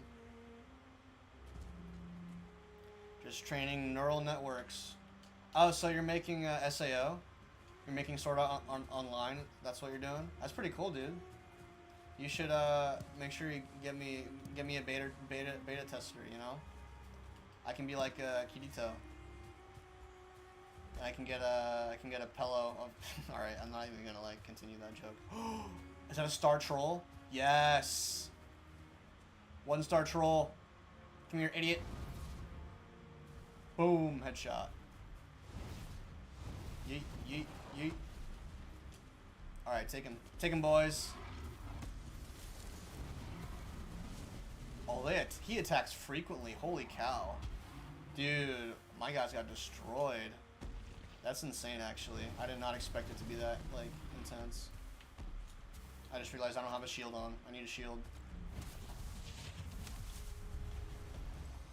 Luckily, we have lots of mobility. What are you gonna do, idiot? What are you gonna do, bro? What are you gonna do? Whoop. Yeah, magic is stupid strong. Stupid strong. It's been my dream to recreate the weird brother. Oh gosh. Oh, it hurts. It hurts so bad. That legit, like, what's so I don't even understand this, but like it hurts. Like I actually tried like rewatching a bit of SAO, and I got to that point. I don't know what was wrong with me when I watched it first, but it was so much weirder the second time somehow. Like it was all like when I watched it the first time, it was cringe for sure. But honestly, I was just kind of thinking like, you know, it's whatever. It's a weird anime thing. Like it's not the first time I've seen like a weird anime thing like that. It's like it's whatever. I'll just ignore it. But for some reason, the second time, I could just not ignore how weird it was. I was like, oh, I couldn't ignore it, and I just stopped watching because it was just like, yeah, I just realized I don't care. I really don't care. I don't want to watch this anymore. I really don't. It was so I don't know what was wrong with me the first time when I watched it, but second time I was like, yeah, no, I'm good. I tried going back to Gun Gale, and I like Gun Gale more than that second season. Whatever. Was it Alfheim Online? Wasn't that it? Whoop. And I tried rewatching a little bit of Gun Gale too. I the same thing. Didn't care for it. Honestly, I just like that, dude. I like the first season. I'm not gonna lie. I like the first season. I rewatched the first season. I honestly liked it more the second time. But after that, I didn't like it at all. Like I don't know. I like the first season though. I like it. I wish it was longer, dude. When it ended, I was like, really? It was that short? Like I forgot. Like it was really that like. I don't know. I remember it being longer, but when I finished it, I was like, damn, like that was it? Like, why? I actually like kind of didn't understand. Like why was that? I don't understand why it was so short. It was so weird to me. Like they had such a good like, and it's something that like if you look at other shows, like you look at One Piece or like My Hero Academia, where they just extend things like pretty much beyond their limit, you know? Like they make things long for the sake of them being long, you know, or at least close to it. It's not that I don't like it. I like when we get to spend time with characters. Like I like that, you know. I enjoy doing that. But at the same time, like, you know, let's get to the story. You know what I mean? And you have shows like, you know, One Piece and My Hero Academia that can do it. Even though those are shows that it feels like there should be more going on and it should be shorter. But then you have shows like SAO where like the premise is like living your life there and having 100 levels of bosses that could be anything. It could be anything. It's a video game. Like there's so much potential to like go through all those levels and so many different experiences and cool things to see and watch through and arcs to go through and new characters, new people to meet. You know, but they don't do it, and it's so short. I do not understand. I really don't get it. I don't know why they do it like that. It's so lame. It should have been like 3 times the length. The first season should have been, I swear, 3 times the length that it was. And that probably would have been good. Like they skip from like level like 15 and then they're suddenly at 75 and then the game ends. Right? Isn't that like what happens? Like don't they win at like game 75 because Kirito finds out that the main head guy of the White Knights, the freaking White Kings, whatever, like is actually the game maker or whatever, right? And then he beats him, and then it's over at level 75. The whole premise was to go through 100 levels. When you beat level 100, then you win. And I'm all for like the subversion, right? Oh, he figured out the guy. Awesome. That's really cool to like find out earlier. You know, it's like a final boss before the final boss. It's like a midpoint like, oh snap kind of moment, you know, and that's cool. But then it ends there. Like it was just getting good, you know? It was just like getting a little bit more interesting. Like that's a cool thing to include. Like on the 75th floor, like 75th floor, he figures out who the bad guy is, and then he learns who the final boss is, and then he has like 25 floors to strategize and come up with a strategy and how to beat him. And then they go to the 100th floor, and then the whole plan goes out of whack, you know, or something like that. And like there's things that he didn't predict and things that like the main bad guy knew that he would do, and you know, like just cool random cool anime stuff, right? Just like, but they don't. Then it just ends. Like why, dude? I think the first part of the third season was probably the most well written part of SAO, but it still had its shortcomings. The third season, is the third season Gun Gale, right? Isn't that the third season? With the stupidest name for a villain ever, Death Gun. Come on, dude. Like, come. It can't be just me that thinks that's like a legit. Like, I feel like I'm not even being like mean saying that it's a stupid name. Like that sounds like a name of like, you know, like when you make up like a villain of like as a child, like, oh yeah, I'm the bad guy, my name is Death Gun, me. Like I feel like that's just something I don't know. It doesn't work for me. It doesn't work. Gun Gale was the second. Oh, I thought okay, I guess technically see, when I think of the first season, I just think of like SAO, not the fairy one. I think of the fairy one as the Alfheim Online as a second. In my head, it's like the second season. And so when I say first season, I'm referring to at least the SAO, just the first game that they go through. Gun Gale a second. So is the third one, what is it called? Alicization? Something like that? Alicization? I think, right? I don't think I ever watched that one. So if you mean Alicization, I don't know. I haven't watched that. That's something I haven't seen. So yeah, that one. Okay. So I can't comment on it because I haven't seen it. It makes me want to go watch it. And honestly, one of the reasons I rewatched it is because I was like, oh, there's this whole season I haven't seen. And so I was like, what I usually do is I'll go back at least a little bit and watch previous stuff. And so honestly, I wanted to like, oh, I wonder how my opinion has changed on the show, and so I went to the beginning, right? But I didn't get that far into into the rest of it after that first season. So yeah, I mean, I'd be willing to give Alicization a shot, because I've never seen it, and I gave up before I got to that point. So yeah. I mean, if it's good, I mean, I could see it. I think I maybe watched the first episode way back.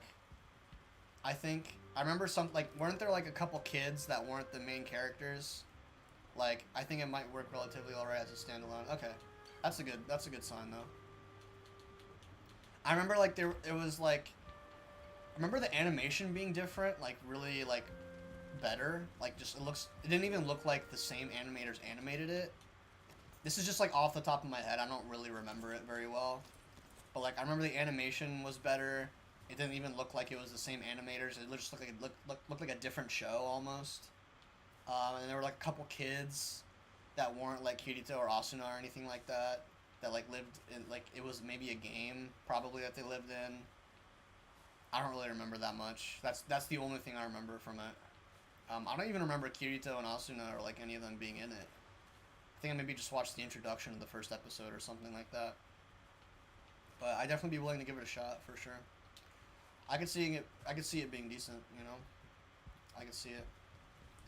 But if it's just the first part, if it's just the first part of the third season, then I mean you got to stick the landing. You know, like there's a reason I don't watch Game of Thrones. Like I have no desire to rewatch it. You know what I mean? Like the ending for me just ruins it. Like if I know that's how it ends, like what's the point of like going through this journey with the characters when it just culminates to basically nothing? You know, what's the point? At least that's how I see it. If other people want to rewatch it, they like the good seasons, they'll rewatch the good seasons. I get that, you know. But for me, knowing how it ends, I can't do it. I don't have a desire to do it. And it's not even out of spite. I just don't have the interest. If I had the interest, I would watch it. It's not even like, oh, I'm angry because they messed up Game of Thrones. It's like, I am a little PO'd. I won't lie. Like, but I just don't have an interest to watch it because that's just how I feel about endings and how it affects the whole of the story. And that's really one of the reasons I haven't rewatched Star Wars in a long time either. I rewatch Star Wars like, you know, once every couple of years. I watch all the movies. You know, it used to be like once a year when I was younger, and then it became once every 2 years. Now I haven't seen it in like 3 years. I've watched like Solo in the last 3 years because it's a standalone movie and it works well on its own. It works completely by itself, pretty much. I rewatched that. But Star Wars as a whole, like knowing how the sequels go, like I don't care anymore. I don't care about like I tried watching a little bit of The Acolyte. Episode 5 of The Acolyte was cool, but the rest of it was just bad. Like I remember thinking the second part was and probably better compared to the other shit out there, but you know, thinking the second part of Star Wars, being for SEO standards, thinking the second part, yeah, of SEO, yeah. Okay, so that you're thinking that the second part of the third season is what you're saying, yeah. The second part of the third season is so okay, that doesn't ruin it for me then. That doesn't ruin it for me, you know. So okay, yeah. I get you. Now you're just trying to convince me. Now you're making a good argument. Learning your audience. Yeah, I could definitely watch it. I could do that. I switched to Crunchyroll. I quit my Disney Plus subscription because I'm not giving them any more money for a while. I switched to Crunchyroll for $8 a month without ads. Dude, that's one thing I want to freaking, oh my gosh, that really pisses me off, dude. Is so like when you buy Disney Plus, right? There's like the option where you can do like with ads, right? And there's the option with no ads, right? Which is like the the premium subscription. It's not that much more than to do it with the ads version, which incentivizes you obviously in a business standpoint. They want you to buy the premium version, right? So I'm like, okay, I'll give in. I'll buy the version without ads. I think that's fine. You know, you've convinced me with your shady tactics. I'll buy the version with premium, right? And again, premium, no ads. That's part of the ish, right? That's part of the agreement when you buy a premium subscription.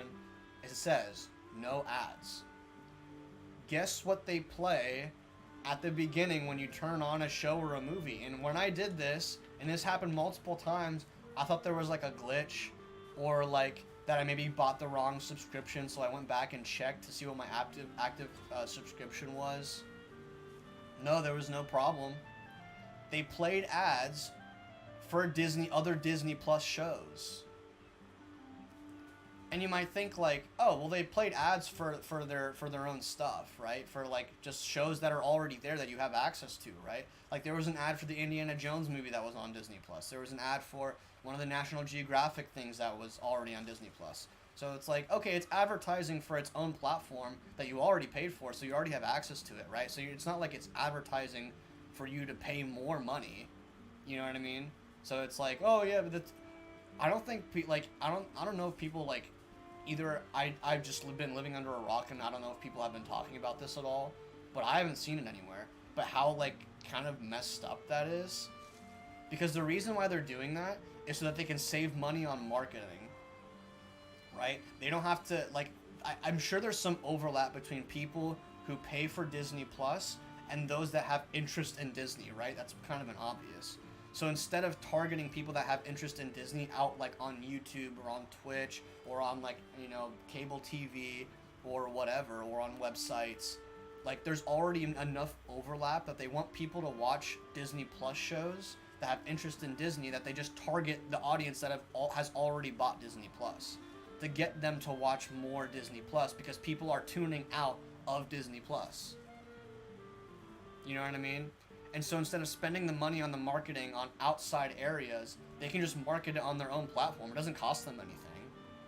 It costs them money to make the advertisements, but not to actually post it on different platforms, right? Because it's their own platform. They don't have to pay money for that.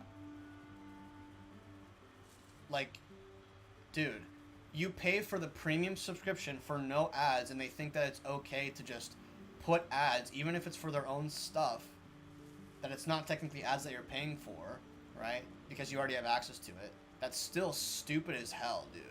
That is still so dumb. You pay for it, and I checked it so many times. No ads. There's no asterisks. There's no fine print. No ads. And they still put ads in the beginning of the thing. It doesn't happen all the time, but like 20-25% of the time, like you'll still get ads when you buy the premium subscription. Yeah, I'm surprised most people don't. That's the thing. I've looked this up. I've looked up to see if more people are like saying anything about this. I haven't seen anything about it at all. Maybe I'll make a freaking YouTube video about it, because honestly, I think it's ridiculous. You pay for no ads, dude. Like when I pop on the thing, I don't want to see a skippable ad. I don't care what it is. I click on the thing, I expect the movie or the show to play. You know what I mean? That's what I paid for. So why am I getting an ad? I don't care what it is. That's part of the agreement. So what did I do? I canceled Disney Plus. I'm not paying for premium when you're not giving me what I paid for, dude. I don't know like why they think they can get away with so much. And I think for a lot of people, honestly, like for a lot of American consumers, I think for them they just don't care. Like, okay, whatever. But at the same time, it's like you're settling for so much garbage. Like it's the same thing for a lot of video games too. Just like people buy the same COD or the same, you know, NBA 2K, the same Madden NFL game that's just a copy and paste. That's just like, oh, I don't care, whatever. Like, dude.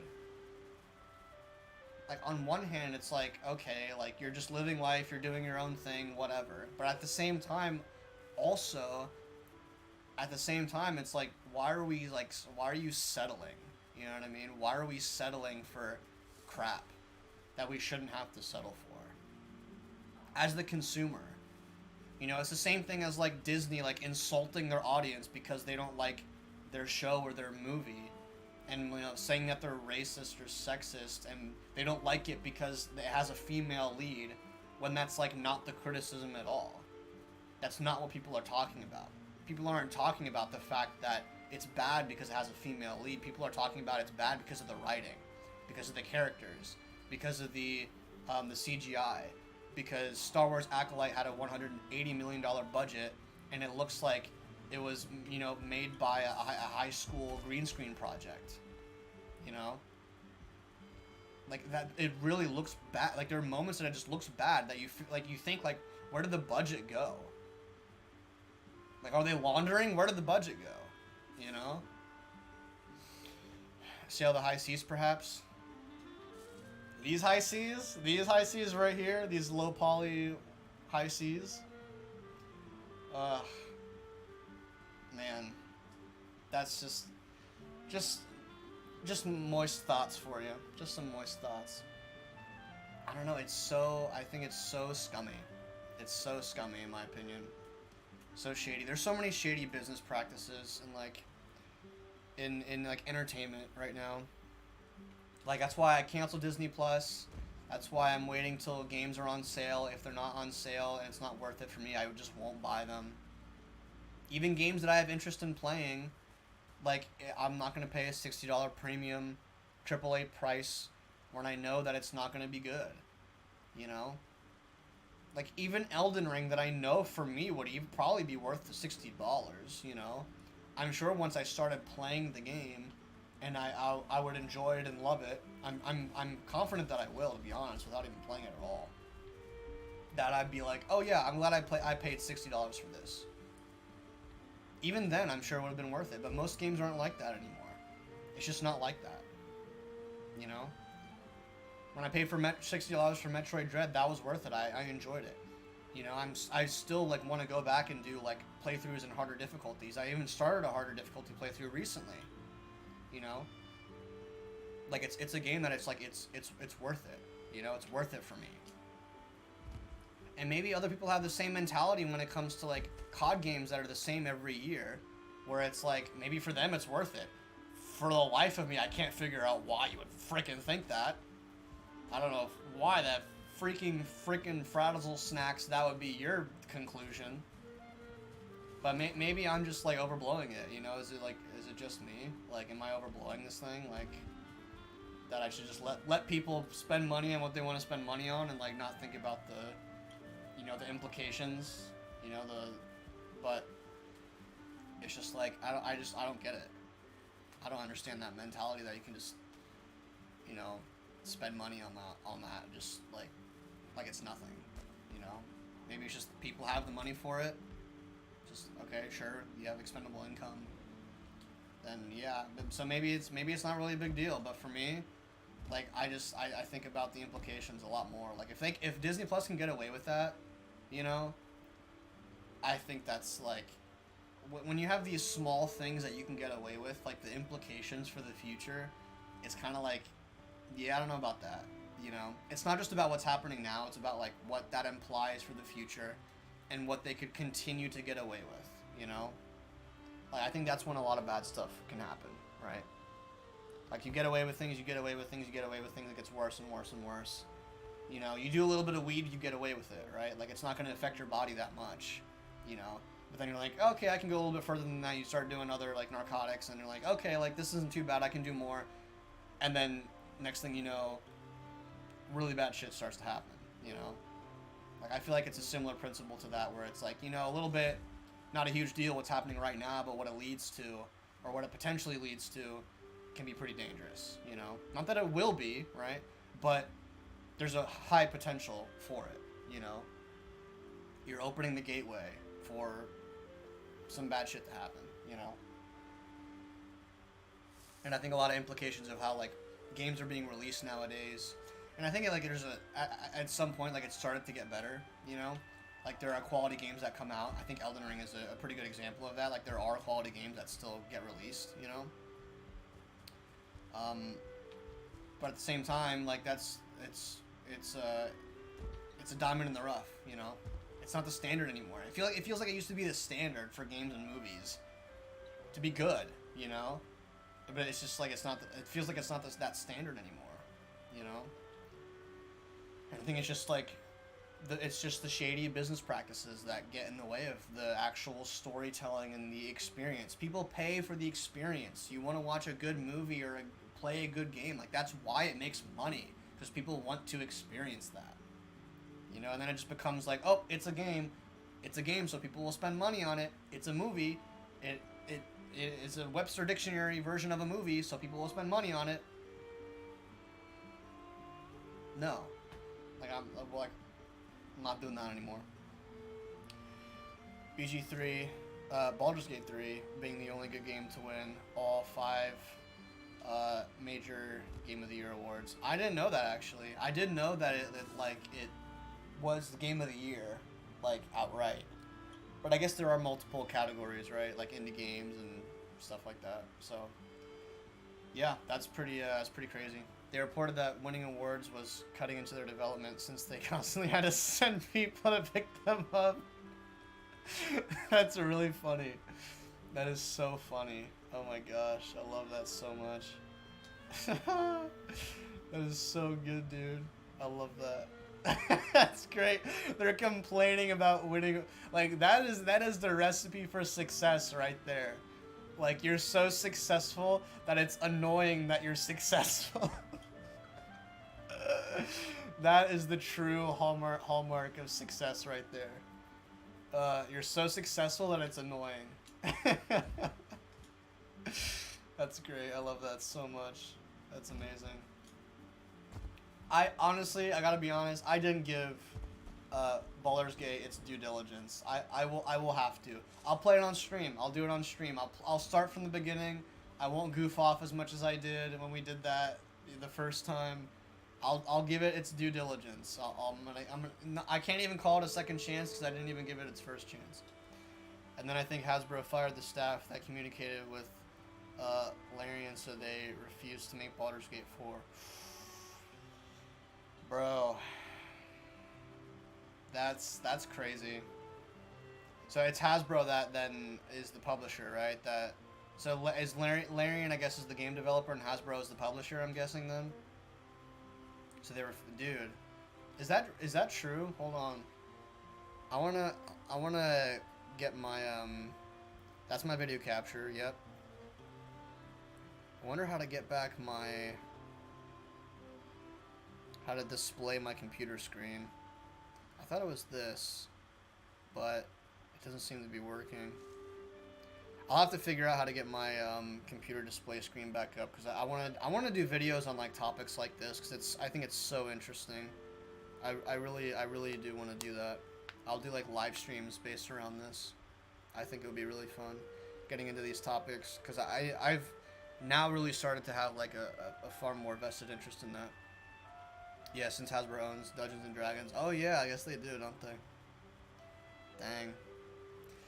Dude, that's crazy that they would do that. That's really insane that they would like fire their talented staff to do that. Wizards of the Coast is the D&D company, I think. Okay.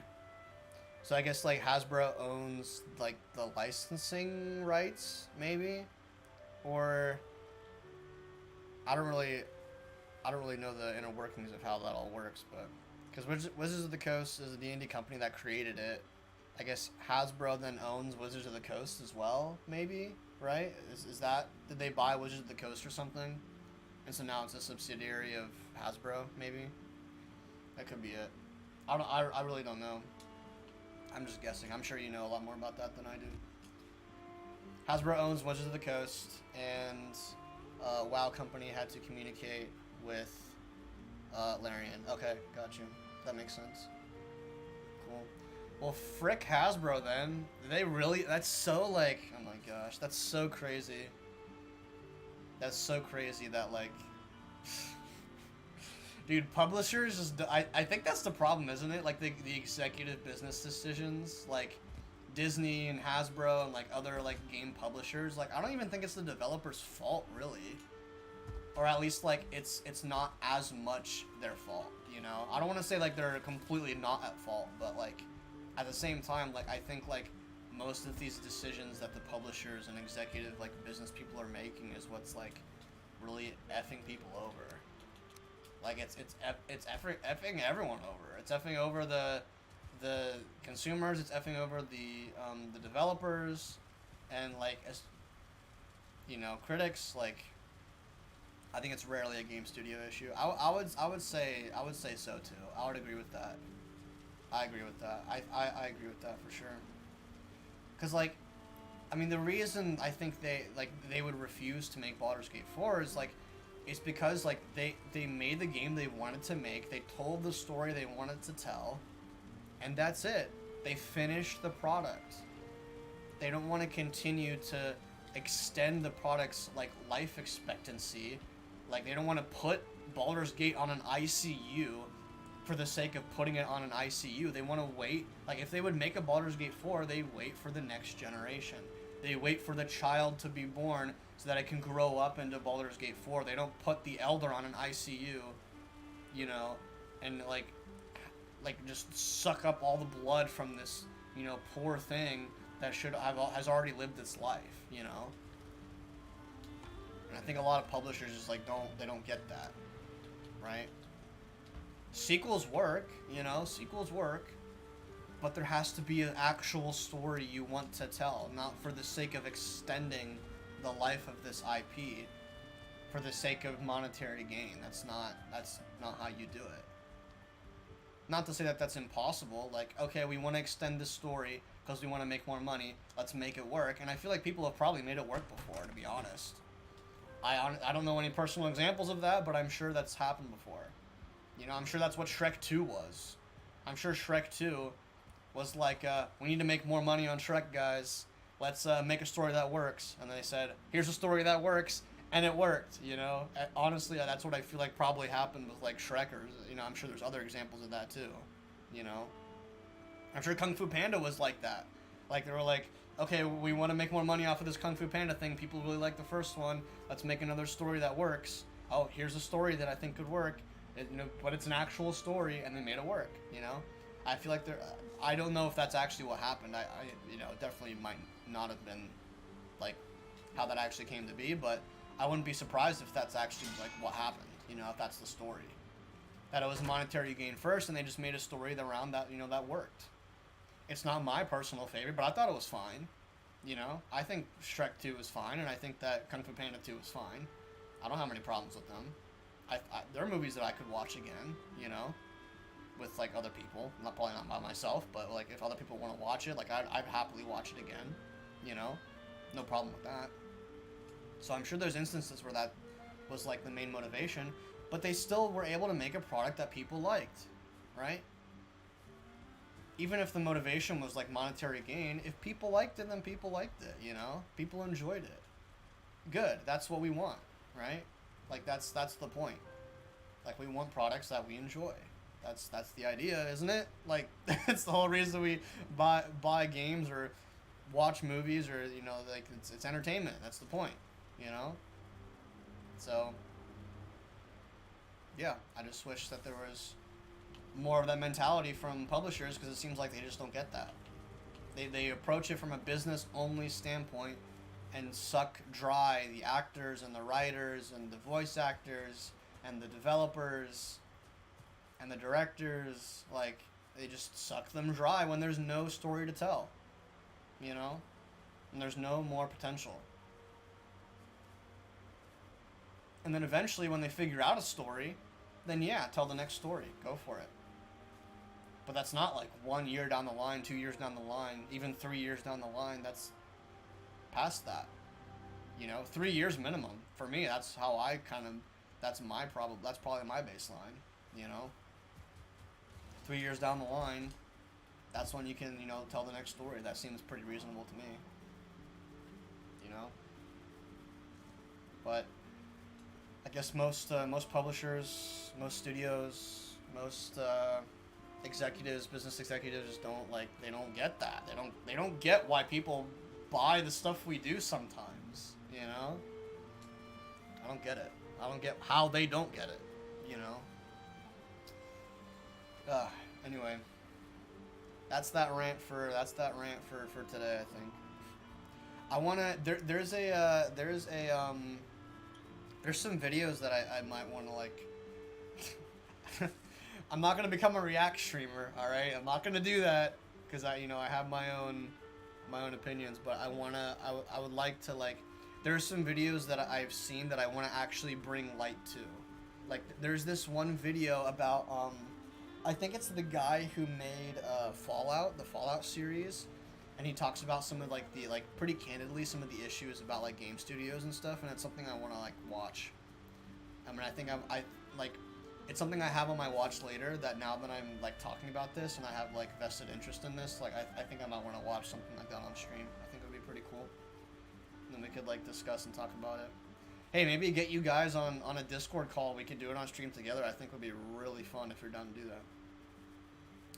Generational wealth issues. Yikes. What about the Mummy movie tier list? No, don't mention that. Dude, you have no idea. Oh my gosh, dude. The amount of, like, stuff that I went through already. I actually wrote a lot of, I think I went through 9 of, like, the 20-some movies or something like that I went through. If I go back to the script, there's so much I would want to change. I know for a fact I would change a lot of it. I could do that, and the new Pokemon type video, I thought about that too. I'm gonna do that one. That one, I'm pretty sure I'm gonna do it. The reason why I'm on the fence now is because I still don't really know exactly what I want to do with the channel as a whole. Like, I don't think I want to be a Pokemon channel anymore, to be completely honest. And I think changing my channel name to Moist Muddy is kind of a nice, like, microcosm of that. And so that's something that I'm still very much considering, and I can still develop, like, very much so. But as far as, like, because my channel, I think, might go in a different direction, that I think it's up in the air. It wasn't up in the air even like a month ago, but now it's kind of up in the air. But I still do have a vested interest in something like that. I think could be pretty cool, because it is in, like, the line of, like, critique, game critique, and that kind of thing, which I'm kind of having more interest in, like, bigger world issues. Not, oh my gosh, not that, like, freaking, like, video games is, like, a world issue. That's freaking first world problem right there. Like, that's not, like, freaking, we're not solving world hunger here. Like, it's a small problem, but it's something I have an interest in, you know. Gotta go back to your TCG roots. I hate that you have such a good memory, that you're remembering all this random stuff that I've done, that that now I feel like I have an obligation to fulfill. I might do a TCG video too. I've thought about that as well. There's some Pokemon packs that I'm getting, that's getting delivered, that I could open up. Okay, check this out. So I do have this that I've actually thought about reviewing. I have a bunch of these here. These guys right here, Lucario and Tyranitar V packs. So I have a handful of these. I think I want to maybe open, like, do a review of this on stream or something, or make a video on it potentially. Like, dude, it's all up in the air, bro. Like, that's the thing. It's literally, like, it's legit all up in the air. So, like, I could be doing, like, there's a bunch of things that I'm thinking about doing, you know. I think on the top of the list, though, is definitely, like, doing Elden Ring and Valheim for now. I think just starting up. But why would you open trading cards? For content, bro. Not that anyone really cares to open up trading cards anymore for content, but, you know. But, like, I want to open stuff too, like, for my personal collection. So, like, I wouldn't open up all of them. I have 6 right here. I would sell probably 4 and maybe hold 1 and open 1. I think that's probably what I would do. Sell 4 now, open 1, hold 1. I think is what I would do. So that means I would open 1. I would have no problem opening 1 and reviewing it, you know. Because I'm interested. I want to open at least 1, so I feel like I would want to do that here on YouTube. I think would be pretty fun. I think I probably wouldn't do it on stream. I'd probably do a video on that. If I would do anything, it would be a video, not a stream. At least for that. Most of the other stuff, though, besides the Pokemon type video, I think we'll do most of those things on stream. I think for the next stream that we do will probably be like on Monday or Tuesday or something. Maybe even tomorrow. I might even do a stream tomorrow. I'm not exactly 100% sure. That will do Elden Ring. I think it would be really, really fun. I'm a little worried, though. I feel like my anger might come to the surface when we play. I really don't know what to expect. I think that Valheim has helped me a little bit when it comes to, like, my expectation for what it's supposed to be, but I really don't know. Like, maybe this wasn't preparation at all, you know? Maybe it's completely different. But I've heard that it's a comparison to Elden Ring, so I'm pretty sure I'm pretty sure it's going to be relatively, it'll translate relatively well, I think. That's my prediction, but we'll see. I could definitely be wrong about that. But considering I'm doing Valheim on hard mode, and it's tough, I mean, it doesn't look that tough because I'm using the magic build now, and I'm getting used to the magic build, and I kind of have, like, a semi-optimal magic loadout with what I'm doing, and the playstyle kind of reflects that, I think. So I don't think it looked that difficult playing with right now, but I've just started playing the magic build, so I was playing melee all the way up to this point, and it's really tough doing a melee build. It's really hard, really difficult. You have to be very, very careful, very well prepared. But, magic lamer. Dude, I've never done magic before. I've never done magic in this game. I want to switch it up, I want to switch it up. Plus, we need a magic user. I know that my server buddies here. I'll show you. They're Jonah and Ethan. I put all their stuff here. But they I know they're not going to want to play magic, and having 3 melee builds is doable for sure.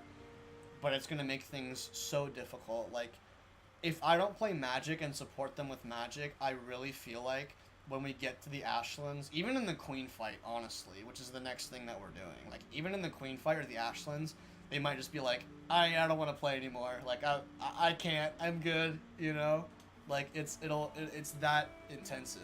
Like, it's going to be nuts. Doing the Queen fight on normal is bad enough, dude. Doing the Queen fight on normal is absolutely bonkers. So, doing all... And Ashlands, too. Ashlands is also insane on just regular difficulty. If you look at, Reddit threads and stuff of, when Ashlands first came out, people were complaining that it was just too hard. It's too difficult. There's too many mobs. It's too hard. I can't get through it. I can't survive. And then, they nerfed it because of that. How lame is that, dude? I played it when it was at its height, and it was such a fulfilling difficulty. It was super tough, and I loved it. It was great. I thought it was just fine as it is. And I got used to it, and I figured out how to survive, and it was such an awesome experience figuring out how to survive in the Ashlands on my own. Not looking up guides, not, trying to, do exploits, not trying to get infinite magic armor, just figuring out how to deal with the situations as they came, and dying in the process, but figuring out, the attack patterns, just normal video game stuff, Just normal puzzle solving and, figuring out what the mobs do, how they interact, and just figuring out the system of, how to survive in the Ashlands was so rewarding, and it was so fun. Then they nerfed it, and, it didn't feel like all of that was still, because it was still all useful. But, dude, there were some battles that I had in the Ashlands that were so freaking fun. It was a whole war going on, and it was me versus everyone, and it was so fun. Those battles were so great. But they don't really happen on that scale exactly anymore, or at least not as frequently, because of how they nerfed the Ashlands. It's still hard. Don't get me wrong. It is hard. Ashlands is still very difficult, 100%. But pre-nerf though, it was so intense, it was so insane, and that insanity made it so fun. It was hard, but bro, deal with it. I loved it. Maybe it's just an opinion thing. I loved it. It was great. I wish they would bring it back to how it was. But what I was saying about me doing magic, if we were all doing melee, I don't think Ethan and Jonah would last. I don't want to say they're definitely not bad at games, and they have a good temperament, But I think that there would be I think they would just lose interest because they keep dying in Ashlands if I didn't help them out with the magic build. Not saying they need me to do it, but I think they would have a better time. They would enjoy the game more if we kind of had a team dynamic rather than just we all play melee berserker style, I'll play magic. I'm sure that Ethan would do a berserker style with kind of hit and run tactics, and then Jonah would be more of a tank. I'm sure that's kind of how it'll probably the dynamic will end up being. But part of the fun is having that dynamic in the first place, working as a team, And so that's something I want to do. And I really don't think that they would want to play magic builds. That's just not really their thing. At least in this game. I don't think they would want to switch to magic. Which is why I've decided to do it. And I've actually been having a lot of fun with it. and it's a very high-risk build. There were some moments there in this stream that I got a little hairy, got a little scary. I could have died at any moment if I got hit like one more time. If I got hit one more time, I was dead. You know, some moments where like I didn't have my shield up. If I didn't dodge, I would have died for sure. You know, like it's hard, and it's very high risk, high reward. That's how the Magic build works. You know, like it's very OP if you're good with it, which is like a lot of things, right? It's a lot of games are kind of built around that, right? It's overpowered if you're good with it. You know, the inverse is also true with a lot of stuff. Like it's just good and you can spam, right? And Magic has like some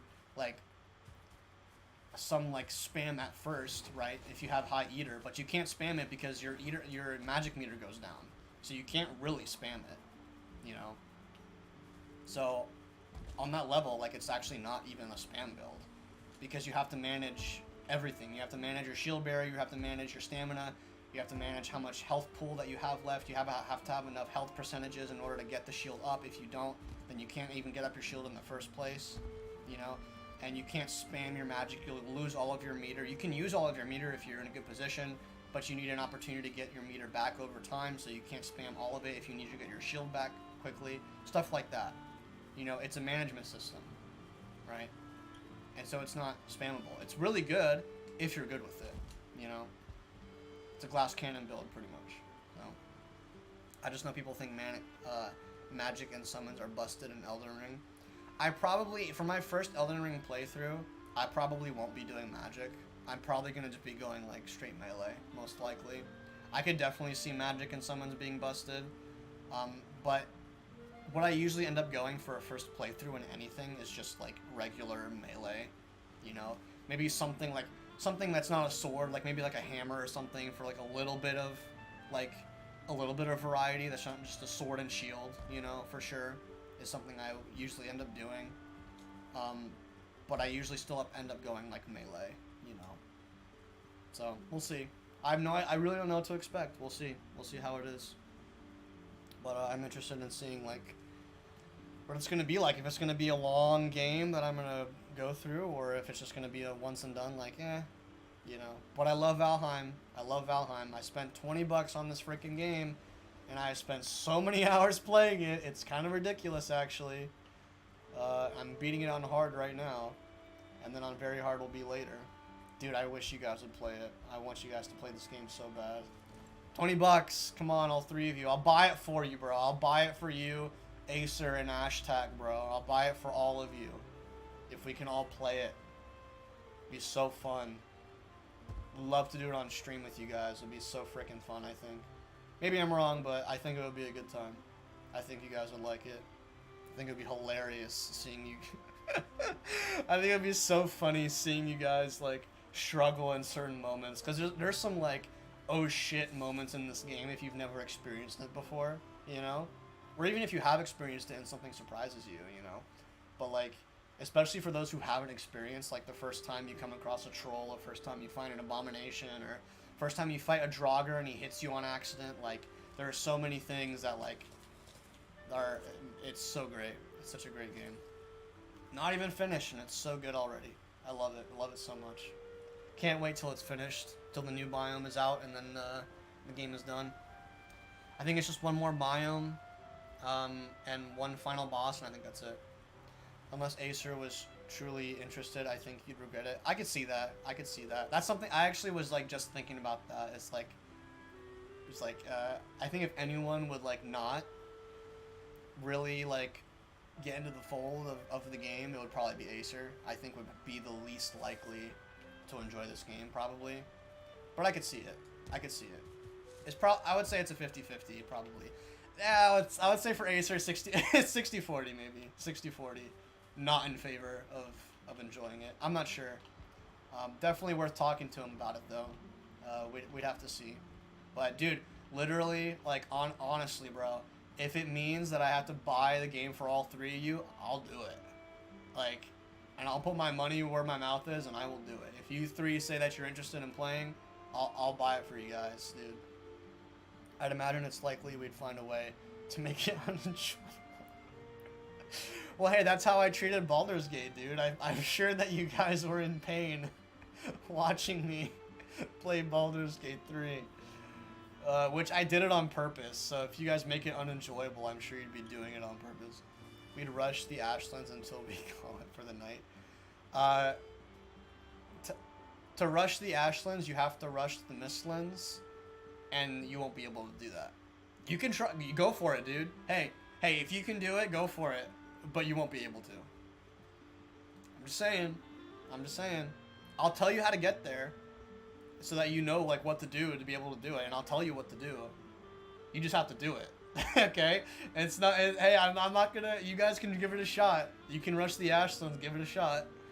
You can try it. I'll tell you exactly what you have to do. Go for it. But yeah, I don't think it's gonna happen.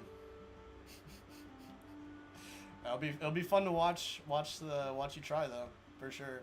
Hey, maybe I'm wrong. Maybe you could do it. I've never tried technically. I've never tried to do it, but so hey, maybe it's possible. But man, I would love to play with you guys. Oh, whoops. But I guess I have one proclivity, like, and one preference where I like to be the builder. I like to be the base builder. You know what I mean? I like to build the stuff. And if other people build, I think it's just my personality. I'm like, yeah, I want to change this. I don't like this. I want to change, you know what I mean? And it just like gets under my skin. It's a personal problem though. Have you ever played Uno with us? Maybe. I know I played Risk with you guys. I think we played Uno and Risk at the same, like, in the same instance. I think I have. And it was, how should I say? It was less than peaceful. I'll put it that way. It was less than peaceful. It was, I don't know how to describe it. It wasn't like aggressive exactly. It wasn't, but it was just, stuff happened. Maybe I'm remembering it wrong. Maybe it's just memory reconstruction, but like, I think we played both Risk and Uno, and it was a time. It was a time for sure. Risk for sure. Uno maybe. But yeah. Anyway, I think next stream we'll do Elden Ring. I'll leave it off here. I think that just grinding magic right now might be a little boring, but seems to be a mentality that if we can't have fun, then we'll make it unfun for everyone. Oh man, that's great. I mean, it makes sense in a way. It makes sense in a way.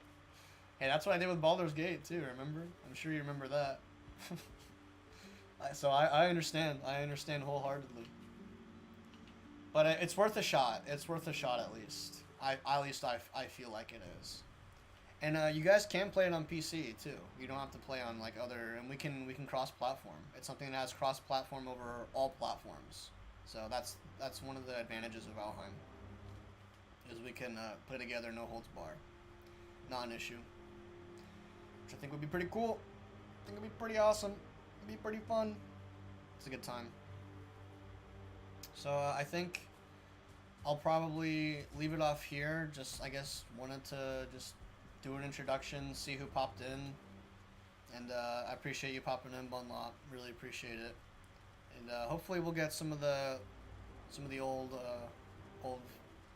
audience back in here over time. I hope. But we'll see. I mean, I kind of come back out of the blue after a year of not being around, so I have zero expectations, to be honest. To me, it's almost like I'm kind of starting my channel from scratch. Is kind of how I'm seeing it in a way, honestly. Like in my head, that's kind of how it feels. Like I'm just starting from ground one, which I don't really have that much of a problem with. So, I mean, if it's starting from ground zero, like I'm cool with that, to be honest. I don't really think that matters too much to me. So yeah, almost in a way starting from scratch. So we'll see.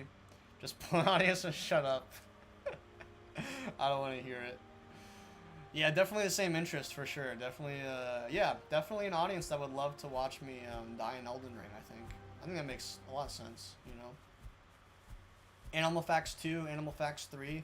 I just gotta have the publisher mentality, you know, and just make make content that's just like that, you know, procedurally generated content, you know, which is basically what that channel is anyway. All right, probably Elden Ring next is I think gonna be the next stream, playing that for the first time. Animal Facts Valheim version. All right, that's gonna be it for today. Thank you for stopping in, Bunlop. Much appreciated. Hope you can make it next time. Let me figure out how to end stream. There it is. I already figured it out. Getting back into it. All right.